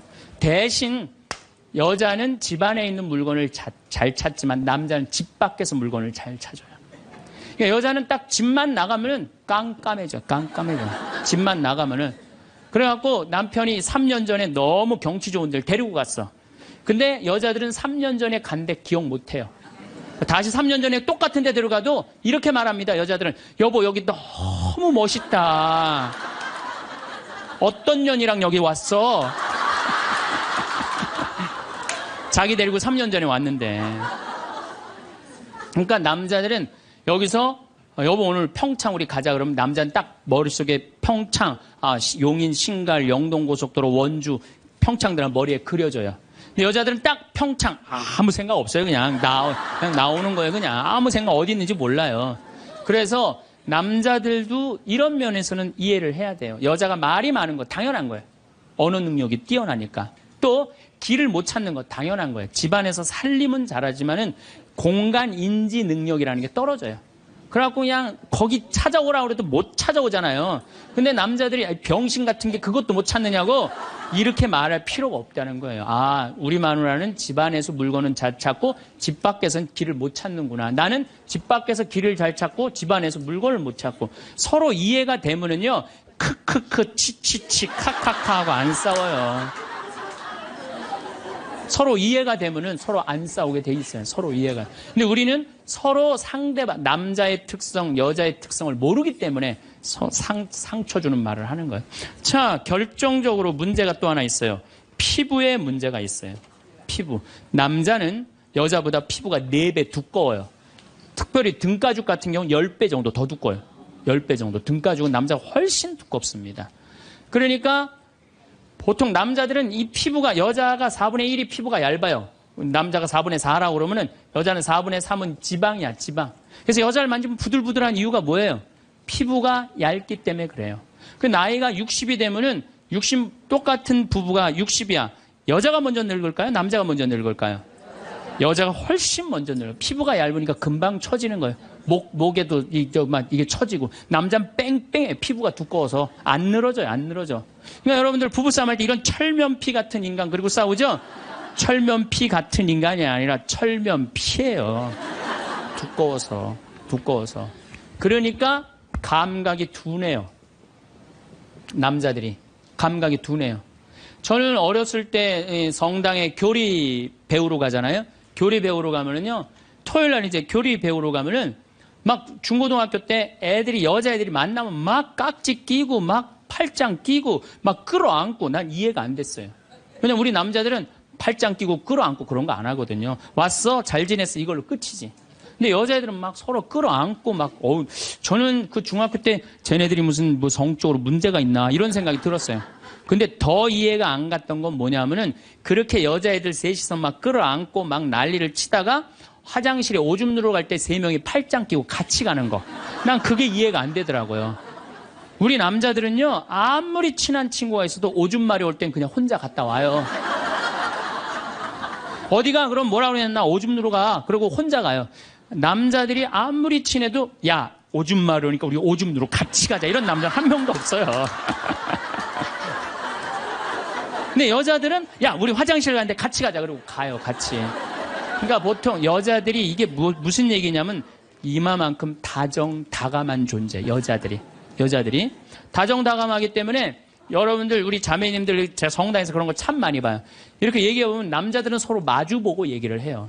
근데 여자들은 성당에서 보면은 친한 자매들을 보면은 말이 통하고 마음이 통하잖아요. 그럼 바로 옆에 가고 허벅지 기대고 같이 기대면서 등짝을 쳐가면서 얘기해. 어머 맞다 얘. 네 말이 맞아 얘. 그러니까 피부가 4분의 3 여자가 겨울에 추위를 잘 견디는 이유도 이 지방층 때문에 여자가 훨씬 잘 견뎌요. 그래서 여자들이 난 겨울에 막 반팔 입고 다니면 저것들 뭐야 이랬거든요. 근데 이게 지방층이 있기 때문에 추위를 덜 타는 거예요. 근데 이 지방층은 어떤 역할을 하냐면 포옹을 하잖아요. 그럼 남자는 피부가 4배 두껍기 때문에 감각이 둔해요. 포옹을 해도. 좋은지 나쁜지 잘 몰라요. 근데 여자는 딱 끌어안으면 10배 압박감을 느낀대. 10배. 여자가 10배 행복한 거 남자고 여자가 끌어안으면은 처음엔 남자가 신기해서 끌어안지만 나중에 시간이 지나면 여자가 자꾸 끌어안으려고 그러는 거야. 느낌이 좋으니까.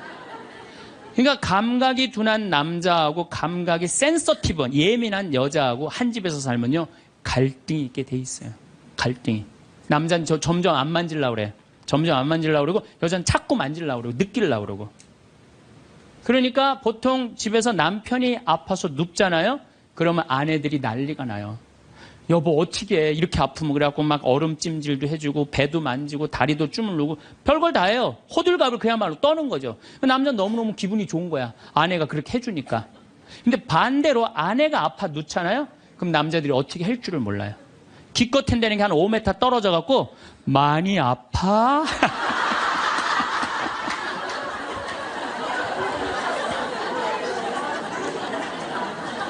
이때 섭섭해요, 안 섭섭해요?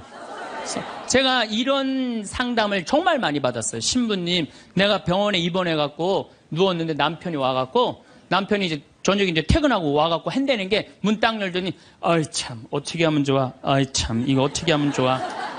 그리고 난 나가서 담배 한 대 피고 올게. 그리고 나가서 한참에 담배 한 대 피고 오더니 또 방에 들어와, 병실에 와갖고, 아이 참, 어떻게 해줘? 나 갈게. 그리고 간대요. 그때 섭섭한가, 그때.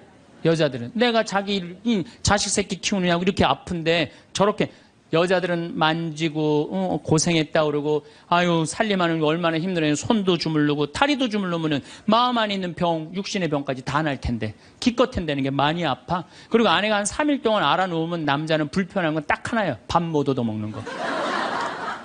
짜장면을 시켜 먹어야 되나, 짬뽕을 시켜, 라면을 끓여 먹어야 되나. 그렇게 하다가 아내가 이제 퇴근을 했는데, 부엌에서 딸그락 소리가 들리는 거야. 드디어 우리 마누라가 다 낫나 보다. 그럼 남자는 생각은 딱 한 가지야, 남자는. 스킨십 이런 게 아니고 밤에 자고 싶은가 같이. 그래갖고 그냥 잠결에 아내 가슴에 손을 싹 댔는데 아내가 이 말하면 이 가정은 끝난 거예요. 남편 손을 딱 때리면서 내 몸에 손 대면 죽을 줄 알아, 이씨.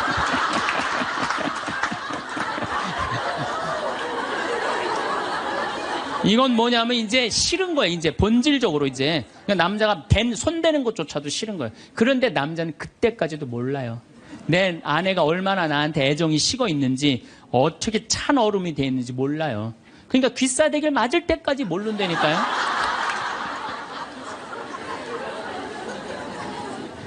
그래서 말주변 없지, 눈치 없지, 말귀 못 알아듣지, 둔하지. 이런 남자랑 사는 여러분들은 내가 보기엔 참 대단한 분들이에요. 그리고 우리 형제님들은 앞으로 내가 쫓겨나지 않으려면 어떻게 해? 시키는 대로 하고 살아요. 시키는. 비법은 그것밖에 없어요. 우리 스킨십이 얼마나 중요하냐면은 진머만 연구를 하고 원숭이 있잖아요. 원숭이 연구를 해보면은 원숭이가요 만지지 않고 엄마 없이 아무것도 안 하면요 금방 죽는데요. 근데 엄마가 만져주고 인형 같은 엄마라도 계속 만지는 애들은 건강하대. 사람도 똑같대요. 만져고 이렇게 뽀뽀해주고 이렇게 애들을 그냥 끌어안아주고 이런 애들은 감기도 안 걸리고 설사도 안 걸리고 기침도 안 한대요. 사람은 만지는 게 그렇게 중요한 거예요. 근데 우리나라 사회는 만지는 훈련이 안 돼 있어요. 이게 잘못 훈련이 돼 있지 또 만져도 잘못 만져갖고 이상하게 감옥에 들어가고 가족끼리 다정한 스킨십이. 저는 요즘 집에 가면 어머니 아버지 꼭 안아줘요. 헤어질 때도 꼭 안아줘요.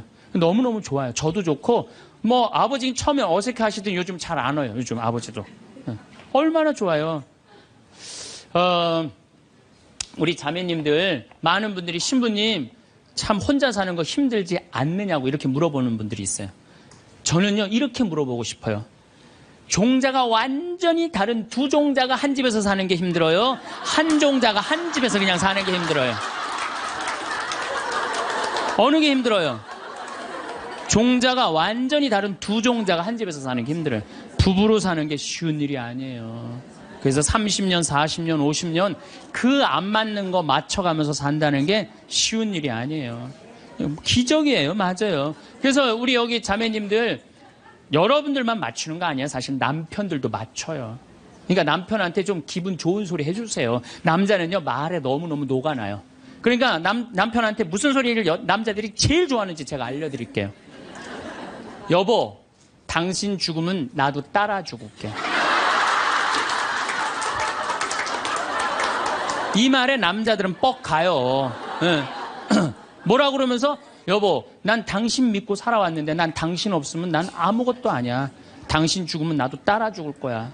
그러면요, 남자들은 기분이 너무 좋아요. 따라 죽는다면은. 그리고 실질적으로 통계적으로 보면은 부부 금슬이 너무 좋은 부부가 이렇게 하는데 보통 아내가 먼저 죽으면 한 80살 넘어서 아내가 먼저 죽으면 부부 금슬이 너무 좋은 부부는요, 남자들이 6개월 이내에 죽는데요. 거의 같이 죽는데 통계적으로 그렇대요. 그런데 놀라운 건 부부 금슬이 너무 좋은데 할아버지가 먼저 죽으면 할머니들은 안 죽는데요. 그러니까 아니 할아버지들이 확인할 길이 있어? 죽으면 그냥 따라 죽을게. 그럼 남자들은 너무너무 행복하대요. 그래서 보통 정이 없는 부부가 한 집에서 살면은 정막강산이래. 나이 60, 70 넘어가고 한 집에서 살면 정막강산이래. 그런데 할머니가 먼저 돌아가시고 할아버지만 살아있으면 이건 망막강산이래. 망막강산. 그런데 할아버지가 먼저 돌아가시고 할머니만 살아있으면 이건 뭐냐면 금수강산이래. 금수강산.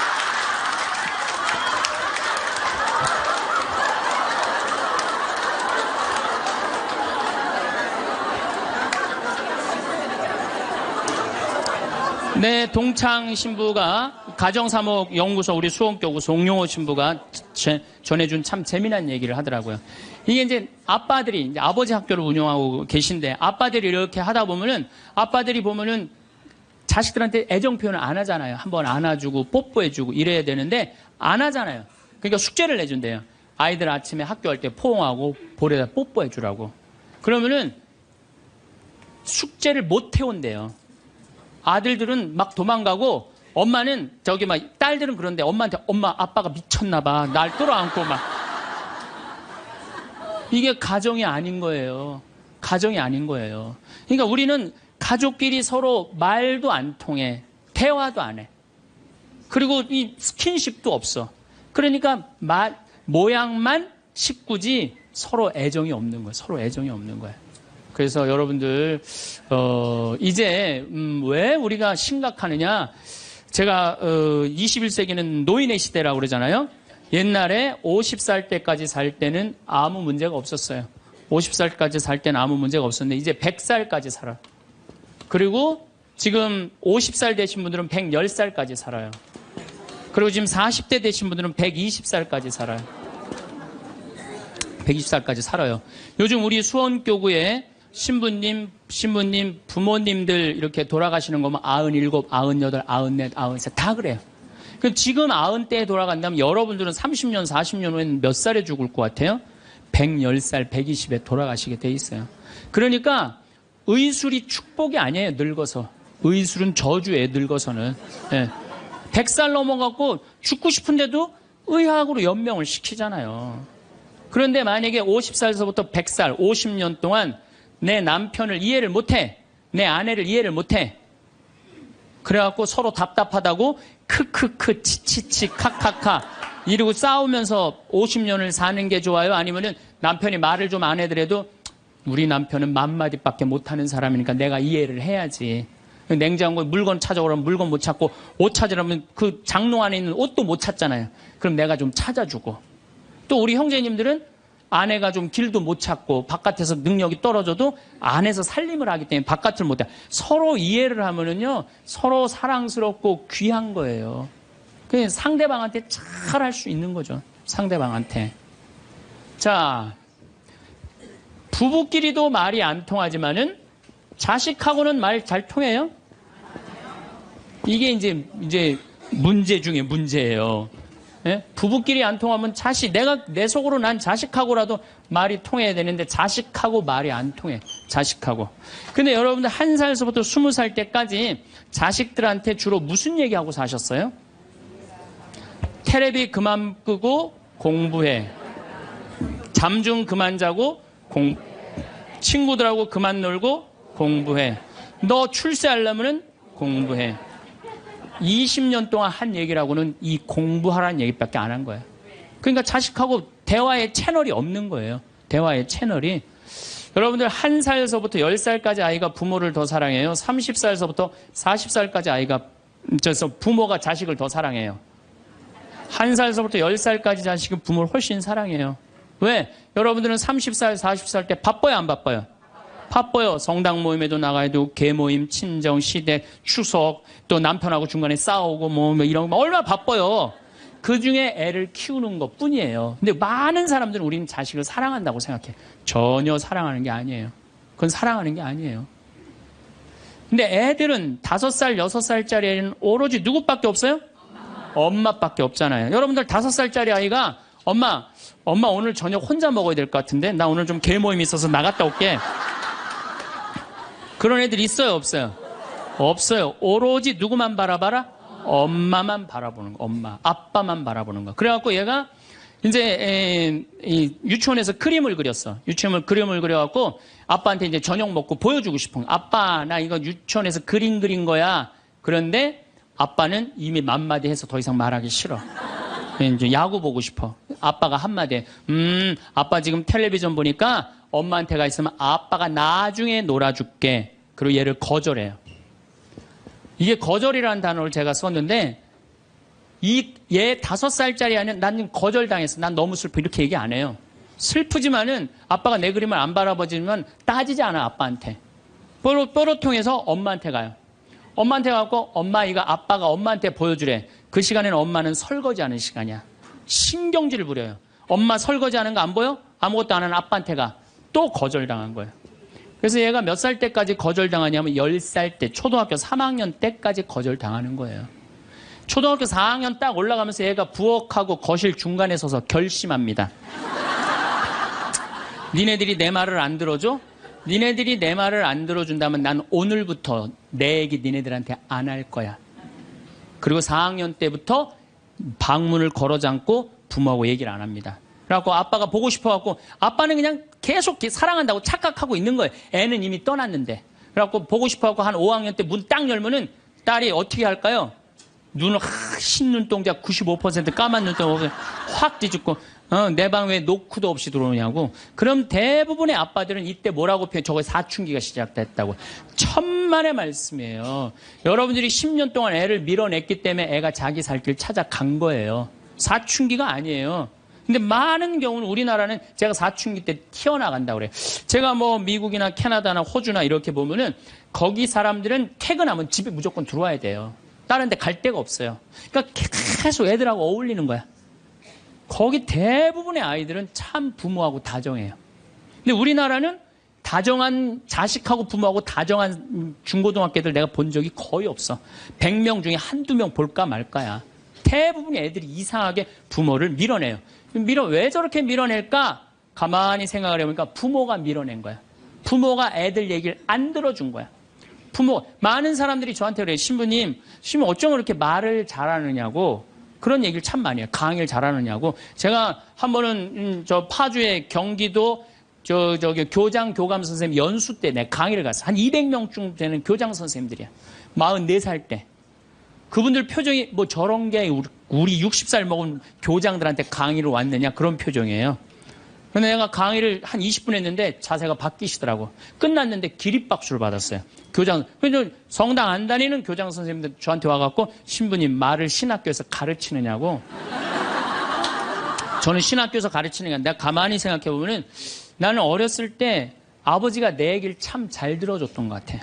내가 무슨 말만 하면 아버지가 그렇게 웃으면서 들어주셨어요. 지금도 아버지가 이제 82살이신데 지금도 집에 가갖고 내가 막 수다를 떨면은 그렇게 기쁘게 들어주세요. 시끄러워 그만 떠들어 이 소리를 난 잘하면서 한 번도 들었던 적이 없던 것 같아요. 한 번도. 그리고 막 나는 어렸을 때 아버지 목 좀 만지는 걸 그렇게 좋아했어요. 목젖이 이렇게 튀어나와 너무 신기하잖아요. 100번을 만져도 그냥 계셨어요. 그리고 아버지가 수염이 많아요. 우리 집이 수염이 많아요. 우리 사부자가 하루만 수염 안 깎고 앉아있으면 깜깜해요. 네. 그렇게 수염이 많아요. 우리 집이. 어렸을 때는 아버지 수염 만지는 게 그렇게 좋았어요. 그래갖고 근데 아버지가 한 번도 거절을 하신 적이 없어. 거절을. 그러니까 난 어렸을 때 어머니가 막 내 얘기를 들으면 그렇게 아주 그냥 자지러지게 좋아하셨어요. 그러니까 내 얘기를 즐겁게 들어줬던 부모님한테 난 거절당했던 기억이 별로 없어요. 그런데 요즘 아이들은 많은 경우 부모한테 거절당하면서 살아요. 거절하면서 뭐라? 빨리 들어가서 공부해. 너 지금 이럴 시간이 어디 있어? 들어가서 공부해. 그러니까 애들이 거칠어지는 거예요. 거절당하니까. 그러니까 말이 안 통하는 거, 말이. 부모 자식이 말이 안 통해요. 그러니까 여러분들도 자식들하고 대화할 줄 몰라.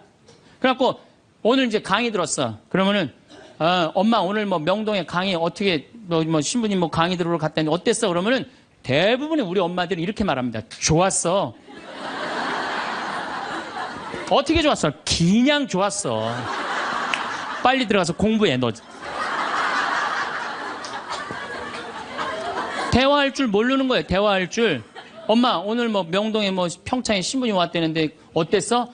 내가 엄마가 강의를 들었는데 사람은 말에 등급이 있대. 말씀이 있고 말씨가 있고 말투가 있는데 나는 너를 이렇게 키우면서 말투를 던졌던 것 같아. 그래서 엄마가 참 많이 반성을 참 많이 했어. 그래서 우리 이 귀한 딸 이게 5억이래. 우리 지금 10억이 앉아서 밥 먹자. 어? 얼마나 감사해. 난 정말 내가 이렇게 감사한지 나 오늘 강의 가면서 참 많이 느꼈어. 그래, 세상이 꼭 공부를 잘하는 거 그게 훌륭한 게 아니고 우리가 서로 아끼고 사랑하고 감사하면서 사는 게 이렇게 대화를 하면 애들은 성숙해요. 근데 우리는 생전 그런 얘기 안 해요. 내가 다음 주에 이 얘기를 다시 정말 심도 깊게 말씀을 드릴 거예요. 얼마나 우리가 자식 교육을 잘못하고 있는가. 대화다운 대화를 하지 않아. 그러니까 말이 안 통하는 거야. 부부끼리도 말이 안 통하고 부모 자식끼리도 말이 안 통하고. 그러니까 집에 들어가서도 답답한 거야. 내 얘기를 털어놓을 데가 없으니까. 또 상대방도 답답한 거야. 자기 얘기를 들어줄 사람이 없으니까. 그래서 여러분들 과연 나는 생명을 살리는 말씀을 하나 좋은 열매를 맺는 말씨를 뿌리나 아니면 정말 기분 나쁜 말만 골라서는 말투를 던지나 이거 생각해보고 다음 주에 또 만나도록 합시다. 감사합니다. 우리가 가장 가까이 있는 사람한테 가장 상처 주는 말을 참 많이 하는 것 같아요. 그래서 여러분들 부부끼리 서로 기분 나쁠 때가 있어요. 기분 나쁠 때 있잖아요. 예. 그럴 때 이렇게 뭐 감정적으로 생각하거나 극단적으로 생각할 필요가 없을 것 같아요. 왜 그렇게 생각하실 필요가 없느냐면 지금 종자가 다른 종자가 이상한 행동을 하고 있다. 이렇게 생각하면 좀 마음이 좀 편안해요. 저 사람이 날 미워해서 그러는 게 아니다. 더욱이 여성이라는 이 성은 제가 남성이기 때문에 그런 걸 많이 느껴요. 여성은 참 신비한 존재. 여자는요. 생리를 하고 난 다음에 1일부터 18일까지 점점 기분이 좋아진대요. 점점. 18일서부터 21일 사이까지는 기분이 최고래요. 최고. 네. 최고인데 21일부터 기분이 나빠지기 시작해. 생리할 때 되면 완전히 그 여자가 아니야. 원래 생각했던 그 여자가 아니야. 완전히 새로운 완전히 짐승이 하나 나와갖고 이상한 행동을 하는 거예요. 그러니까 여자는 기분이 좋고 나쁘고 너무 분명해요. 좋을 때는 한없이 좋고 나쁠 때는 또 한없이 나쁜 경우가 있어요. PMT라고 이게 여자는 생리 전 긴장감이 있대요. 이 현상이 있어갖고 여자의 감정을 남자들이 내 마누라는 난 도저히 이해가 안 돼. 이게 이 주기를 몰라서 그래요.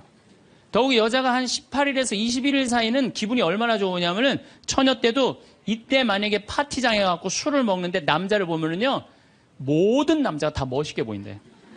그래갖고 그냥 이때 그냥 술 먹고 호텔에 다음날 아침에 깨보면 어머머 내가 미쳤어 내가 왜 그랬지? 이런 일이 이때 벌어지는 거예요. 그래서 보통 보면은 이렇게 부부들 보면 너무 예쁜 여자하고 이상하게 생긴 남자가 부부로 사는 경우가 있어요. 이 경우는 18일에서 21일 사이에 만난 경우에 이 경우는 전혀 어울리지 않는데도 같이 사는 경우가 있어요. 그걸 뭐 번개 맞은 사랑, 운명 같은 사랑 그런 거 아니에요. 그런데 이게 결혼할 때만 이런 현상이 일어나는 게 결혼하고도 계속 이 주기가 반복되는 거예요. 그러니까 남자들도 이걸 이해를 못하니까 답답한 거. 저 여자가 왜 저러나. 느닷없이 왜 신경질을 부리지? 또 느닷없이 너무너무 잘하고. 이런 주기. 본인들도 아마 그런 주기에 대한 인식이 있으실 거예요. 인간이라는 게 그렇게 복잡한 것 같아. 근데 옛날에는 이렇게 복잡해도 몰라도 됐어요.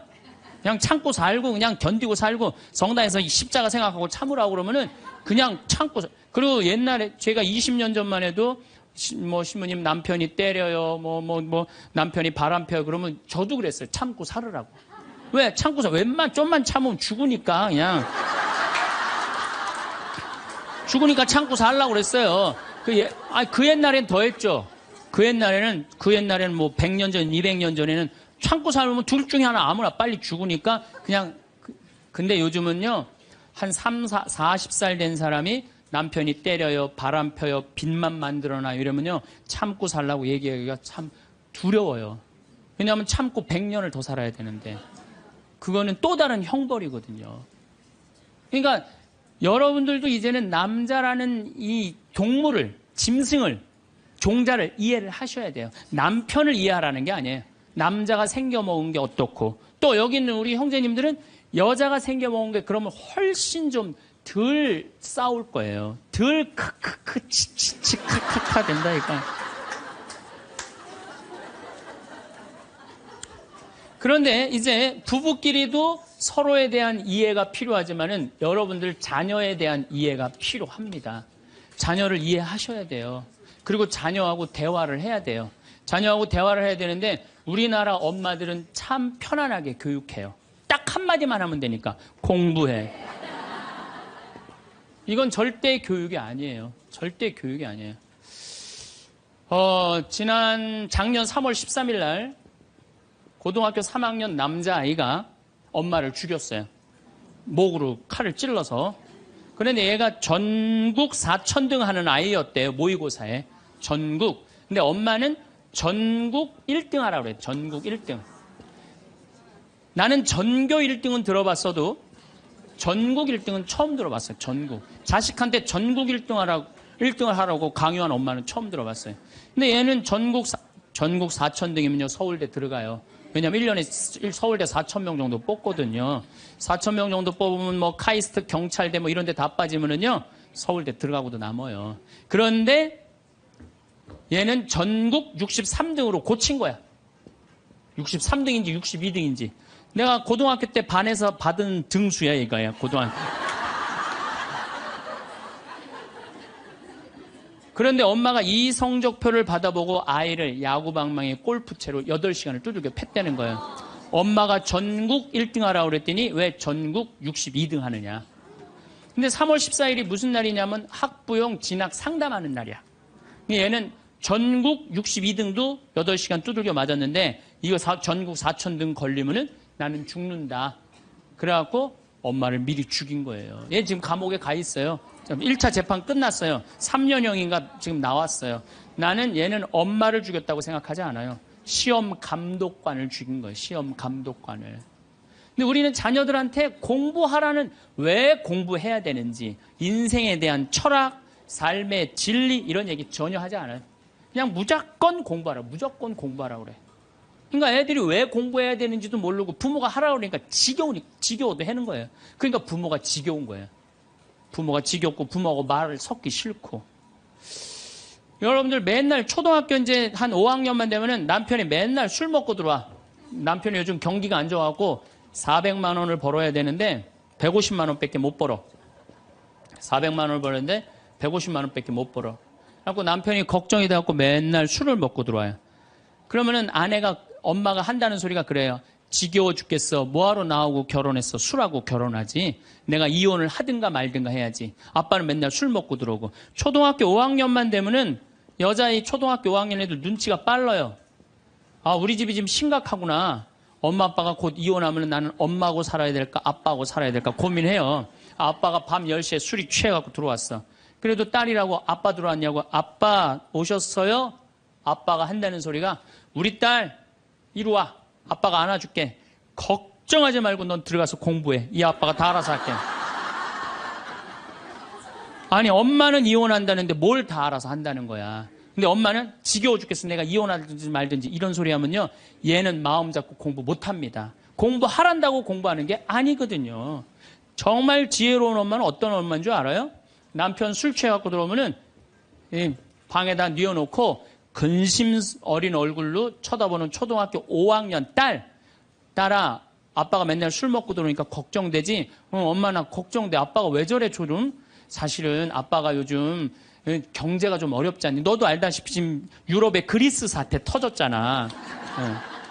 그리고 이란 핵무기 때문에 지금 석유값이 자꾸 올라가고 있어. 그리고 미국은 리먼 브라더스 경제 위기가 왔잖아. 이렇게 어려운 경제 위기가 와서 아빠가 한 달에 400을 벌어야 되는데 150밖에 못 벌어. 근데 너도 알다시피 우리 핸드폰 내 식구 쓰면은 20만 원이야. 그 다음에 전기세 10만 원이야. 그 다음에 아빠 차 운행하고 우리 버스 타고 전철 타고 다니는 거 30만 원이야. 우리가 라면만 먹고 살아도 60만 원이야. 네 학원비, 동생 학원비 50만 원 들어가.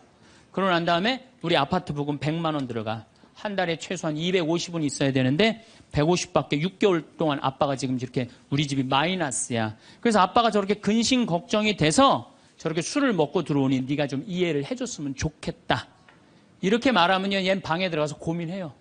우리 집을 위해서 내가 도대체 뭘 해야 될까 고민해요. 그런데 우리는 자녀들한테 이런 얘기 일치하지 않아요.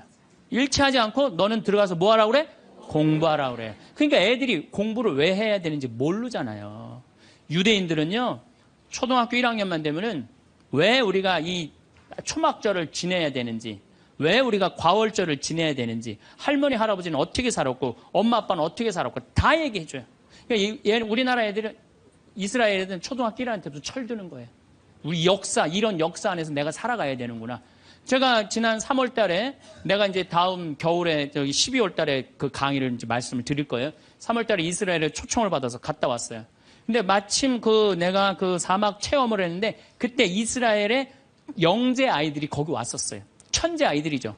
이스라엘은 고등학교 3학년 18살만 되면요, 무조건 군대 가야 돼요. 3년. 남자고 여자고 다 3년. 근데 걔네들이 전부 다 의대 합격한 애, 공군사관학교 합격한 애, 다 그런 애들이야. 그래서 내가 물어봤어요. 니네들은 18살만 되면은 군대를 간다는데 너희들 정말 군대 가고 싶느냐? 내가 물어봤는데 걔네 눈빛이 반짝반짝 그러면서 나는 이 나라를 위해서 가겠다는 거예요. 그리고 그냥 가는 것도 아니고 반드시 가고 그냥 기쁘게 가겠다는 거예요. 얘네들은 역사, 의식, 가정의식 다 있는 거야. 그러니까 우리나라 애들은 20년 동안 역사 얘기도 안 듣고 사람 살아가는 도리 얘기도 안 듣고 무조건 뭐만 하라고 그래? 공부만 하라고 그래. 제가 얼마 전에 내 친구의 친구가 세상을 떠났어요. 근데 그 세상 떠난 사람 여자야. 근데 고등학교 2학년 딸이 있고 대학교 1학년 아들이 하나 있는 거야. 그런데 이 엄마가 딸을 깨워야지 딸은 일어나서 학교를 가는 거예요. 근데 10시가 됐는데 엄마가 안 깨운 거야. 엄마가 왜 나를 안 깨웠지? 10시가 됐는데 부엌에 가보니까 심장마비로 죽은 거예요. 심장마비로 죽었는데 아들이 이제 올라왔죠. 지방대학 다니면서. 아들이 올라왔는데 아들이 장례 때 하나 울질 않더래요. 우리 친구가 가서 보니까. 그리고 그냥 슬퍼하질 않더래요. 그런데 장례하는 날 아빠한테 그러더래요. 아빠, 나 내일 MT가 있는데 나 그거 꼭 가고 싶은데 나 어떻게 하면 좋으냐고. 나 내일 MT 가게 해달라고 그러더래요. 철이 안 들은 거죠. 그런데 여러분들, 얘가 철이 왜 없을까요? 누가 이렇게 철없이 키웠을까요? 부모가 철없이 키운 거예요. 뭐 하라고 그런 거야? 공부하라고 그러는 말 외에는 한 얘기가 없는 거예요. 공부하라는 얘기. 우리 집에 이 형제가 4형제. 근데 우리 둘째 형이 머리가 나빠요. IQ가 99에. 난 126인데. 근데 우리 둘째 형이 중학교 1학년 때 어느 날 갑자기 공부를 잘하는 거예요. 반에서 1, 2등을 하는 거예요. 그리고 좋은 고등학교 가고 좋은 대학 나와서 대기업 하고 요즘 아주 그냥 번듯한 회사의 사장이에요. 그래서 내가 3년 전에 형한테 물어봤어요. 형은 IQ가 자기 항상 그러니까 난 99밖에 안 된다고. 형은 IQ가 99밖에 안 되는데 왜 이렇게 공부를 잘하고 사회에서 이렇게 정말로 남들 부러워하는 자리까지 올라갔느냐고. 왜 IQ가 99밖에 안 되는데 왜 갑자기 공부를 잘하느냐고 내가 물어봤어요. 근데 형이 이런 말씀을 저한테 하더라고. 형이 신부님, 내가 중학교 1학년 때 아버지가 간 수술했어요. 큰 간 수술을 했어요. 난 초등학교 4학년 때 기억나요. 아버지 병원에 가면 천도복숭아 따먹었던 거 기억나요. 그리고 아버지가 퇴원을 하고 다음날 허리를 구부리고 출근을 하시더래요. 근데 우리 형이 보니까 어머니가 그랬대요. 여보, 며칠 쉬었다가 나가라고. 그렇게 허리를 구부리고 어떻게 출근을 하느냐고. 근데 아버지가 그러더래요. 나는 내 자식 먹여 살리고 공부시키려면 오늘부터 나가야 된다고. 그 일주일 동안 이 99짜리 IQ가 지켜본 거예요. 일주일 동안 지켜보면서 자기가 그런 생각을 했대요. 내가 저 아버지를 위해서 해야 되는 건 공부다. 그래갖고 이 99 IQ가 코피가 터져가면서 공부를 한 거예요. 근데 그 아들은 내가 봐도 그때부터 효자인데 지금까지도 효자예요. 왜? 부모의 삶에 동참했기 때문에. 여러분들은 자녀를 여러분들의 삶에 얼마나 동참시키세요? 어제 내가 평창에서 강의를 했는데 할머니 한 분이 평생 한 번도 그런 얘기 안 했대, 자식한테. 먹여주고 재워주는 거 외에는 한 게 없다는 거예요. 여러분들 개는요 10마디 알아듣는데요. 기다려, 앉아, 손, 엎드려 이 정도 알아듣는데요. 그리고 원숭이는 한 30마디 알아듣는데 자기네들끼리도. 사람은 적어도 하루 한 집에서 살면서 10,000마디는 해야 된대요. 근데 우리가 자녀들한테 무슨 얘기해? 일어나, 밥 먹어, 학교가, 숙제, 공부해, 시험은 10마디 정도밖에 안 한 거야. 20년 동안. 어떤 하느님을 사랑하는 거, 사람을 사랑하는 거, 살아가면서 사람의 도리, 우리 집안의 내력, 그런 얘기 생전 안 하는 거예요. 생전. 내가 어떤 고민을 하는지, 내가 어떤 갈등 속에서 사는지, 아빠하고 어떤 추억이 있는지 그런 거 전혀 모르는 거예요. 밥만 먹여주는 그러니까 10마디 이상 안 하는 거예요. 그냥 내가 자녀를 키우면서 계속 들어가서 공부해 10마디 이상 안 한 이 집은 무슨 집이냐? 개 같은 집이에요. 개 같은 집. 사람 집이 아니에요. 사람 집이 아니에요. 다정한 대화를 할 수가 없는 거야. 그러니까 우리 이 둘째 아들은 정말 그때부터 지금 나이가 50이 넘었는데 아직까지도 효자예요. 그래서 내가 이렇게 나보다 신부가 됐으면 더 잘 살았을 거예요. 둘째 형이. 근데 큰형은 이제 우리 어머니 아버지가 이제 휴가를 이제 우리 생태마을 요즘은 이제 거의 못 오시는데 휴가를 오면 이제 누나, 큰아들, 둘째 아들이 돌아가면서 모시고 와요. 근데 이제 큰아들도 자기도 조그만 공장을 하는데 막 이제 바쁘니까 바쁜 와중에 어머니 아버지 모시고 오는 거 아니에요. 오다가 어머니가 아이고 얘야 묵주를 까먹었다 그러면 신경질을 부린대요. 바빠 죽겠는데 어떻게 하라고 그러냐고 지금 일주일만 손가락으로 하고 오라고 그냥. 그런데요. 근데 둘째 아들은 어머니가 딱 이제 아들 둘째 아들이 태우고 평창에 오다 얘야 묵주를 까먹었다 그러면 둘째 아들은 그런데 우리 어머니가 저한테 해준 얘기예요. 어머니 걱정하지 마세요. 톨게이트 앞에서도 그런데 어머니 걱정하지 마세요. 차 돌리면 되죠 뭐. 그리고 그 차를 돌려갖고 30분 동안 집에 가서 그 묵주를 찾아서 모셔다 드린다는 거예요. 그러니까 부모가 불편한 게 싫은 거야. 왜? 이 자식은 중학교 1학년 때부터 누구의 삶에 동참한 거야? 부모의 삶에 동참한 거야. 여러분들은 자녀들을 언제부터 삶에 동참시켰어요? 부모가 속이 썩는지 아빠가 힘든지 고통스러운지 그런 건 하나도 얘기 안 하잖아요. 그리고 너는 뭐만 하면 돼? 공부만 하면 되는 거야. 저는 요즘 우리 사회가 지금 굉장히 거칠다 그래요. 왕따, 그 다음에 학원 폭력, 성폭력, 굉장히 아주 충격적인 사건들이 많이 벌어지잖아요. 내가 보기에는 이거는 다 집안에서 교육이 말이 안 통해서 그래. 부모가 진리를 애들한테 알려줘야 될 거 아니야. 진리를. 그리고 하느님의 사랑도 알려줘야 되고. 근데 그런 얘기 생전 안 하는 거예요. 저는 요즘 무슨 대책 막 낼 때 정말로 한심해요. 그런 대책으로는 해결이 안 돼요. 저는 중학교 때 성당을 이틀 갔어요. 토요일 날, 일요일 날. 이틀 간 게 아니라 6일이면 6일 다 갔죠. 7일이면 7일 다 갔어요, 성당. 매일 가서 성당 살았어요. 그 성당 가면은 매일 교리 배우고, 거룩한 거 배우고, 진리 배우고, 사람 사랑하는 거 배우고, 사람 배려하는 거 배우고. 그랬잖아요. 학원이 무슨 학원이야. 토요일 날이는 맨날 친구들하고, 이 순교자 성월에는 유대철, 내가 그때 주인공 됐었어. 유대철. 연극하고, 성탄 때는 또, 성가 연습하고, 문학적으로, 심성적으로 신앙생활을 했을 때는 아이들이 거룩하고, 그 중에 또 신학교 간 학사님 있으면 그 학사님 너무너무 부러우면 나도 한번 신부로 살아볼까? 또 수녀원 간 사람 있으면 또 이 여자아이들도 나도 저렇게 아름다운 수도자로 살아볼까? 그런 문화가 있었다고요. 근데 우리 천주교만 그런 게 아니라 자라보면 교회 다니는 애들, 절에 다니는 애들 다 그렇게 자랐어요. 그러니까 심성이 예쁘게 자라는 거죠. 근데 요즘 애들은 뭐만 해요? 공부만 해요. 그러니까 심성이 예쁘게 자랄 수가 없는 거예요. 아무리 대책을 발표해봐요. 소용이 없는 거예요. 그래서 나는 진짜 똑똑한 정치인이라면은 토요일 날, 일요일 날 신앙생활 하게 해야 돼요. 똑똑한 정치인들이라면. 그래서 문화생활 하게 해야 돼, 애들이. 절대 공부를 하면 안 돼요. 토요일 날, 일요일 날은. 그렇게 자라면은 우리 사회가 굉장히 건강해지고 거룩해지고 진리가 충만한 나라가 될 거예요. 공부한다고 되는 일이 아니에요. 공부한다고.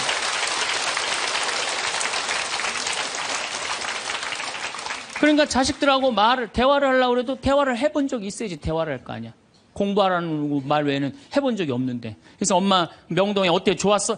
좋았어. 어떻게 좋았어? 그냥 좋았어. 넌 들어가서 빨리 공부해. 자, 그렇다면은 내가 어떻게 하면 대화를 잘할 수 있을까? 말을 잘할 수 있을까? 첫 번째, 들어라. 우리가 이게 부족해요. 듣는 게 부족해. 우리나라 사람들이 듣는 게 부족해. 제가 평택에서 본당 신부할 때 교우가 한 5,000명 됐었어요. 본당 신부 혼자 하는데 하루에 고해성사를 200명, 300명이 보는 거예요. 너무너무 힘든 거야. 그러니까 내가 주일날 막 교우들이 1분 이상 고해를 하면 막 신경질이 나는 거야. 그러니까 할머니들이 그냥 신부님 내가 6.25 때 시집 와갖고 그냥 독자 집에 시집을 왔는데 아들을 하나 낳았어요. 아들을 하나 낳았는데 그놈이 독자라고 내가 너무 오냐오냐 해서 키우다 보니까 이놈을 장가를 보냈는데 이놈이 이혼을 해갖고 손자를 나한테 맡겨갖고 내가 지난주에 그 손자 찾으러 다니느냐고 주일미사를 빠졌어요. 아, 주일미사 빠졌는데 왜 6.25 전쟁부터 시작을 해. 그래서 내가 그래요. 저 교우들한테 항상 교육할 때 죄는 간단히 죄 진 것만 얘기해라. 과정은 설명하지 말고. 그러니까 참 교우들도 죄 결론만 얘기하는 게 참 답답할 거 아니야. 고해소에서 그 답답한 속을 털어놔야 되는데 신부님은 막 200명, 300명 주름 기다리고 있고. 근데 내가 능평이라는 데 본당 신부를 딱 갔는데 교우가 500명이야. 딱 10분의 1이야. 고해소에 들어가고 성물돌 끝났는데도 들어오는 사람이 아무도 없는 거야. 너무 심심한 거예요. 그래갖고 이제 고해소에 딱 들어오면 너무 반가운 거예요. 그래갖고 신부님 저 시어머니를 미워했어요. 그럼 평택에서는 4계명 부모에게 효도하라고 그랬는데 미워하면 안 된다. 예수님이 십자가 생각하고 시어머니한테 잘해라. 딱 간단해. 그렇게 했는데 능평에서 이 자매 나가면 이제 아무도 안 들어오니까 이 자매 나가면 아무도 안 들어오니까 내가 뭐라고 그러냐면 왜 시어머니를 미워하는데요? 뭐 내가 시집을 왔더니 그냥 손자하고 그냥 고모하고 그냥 남편만 하고 나는 그냥 완전히 식모 취급하고 친정에도 못 가게 하고 그러면 안 되지. 그 시어머니 며느리한테 밥 얻어먹으면서 정신 나간 시어머니네.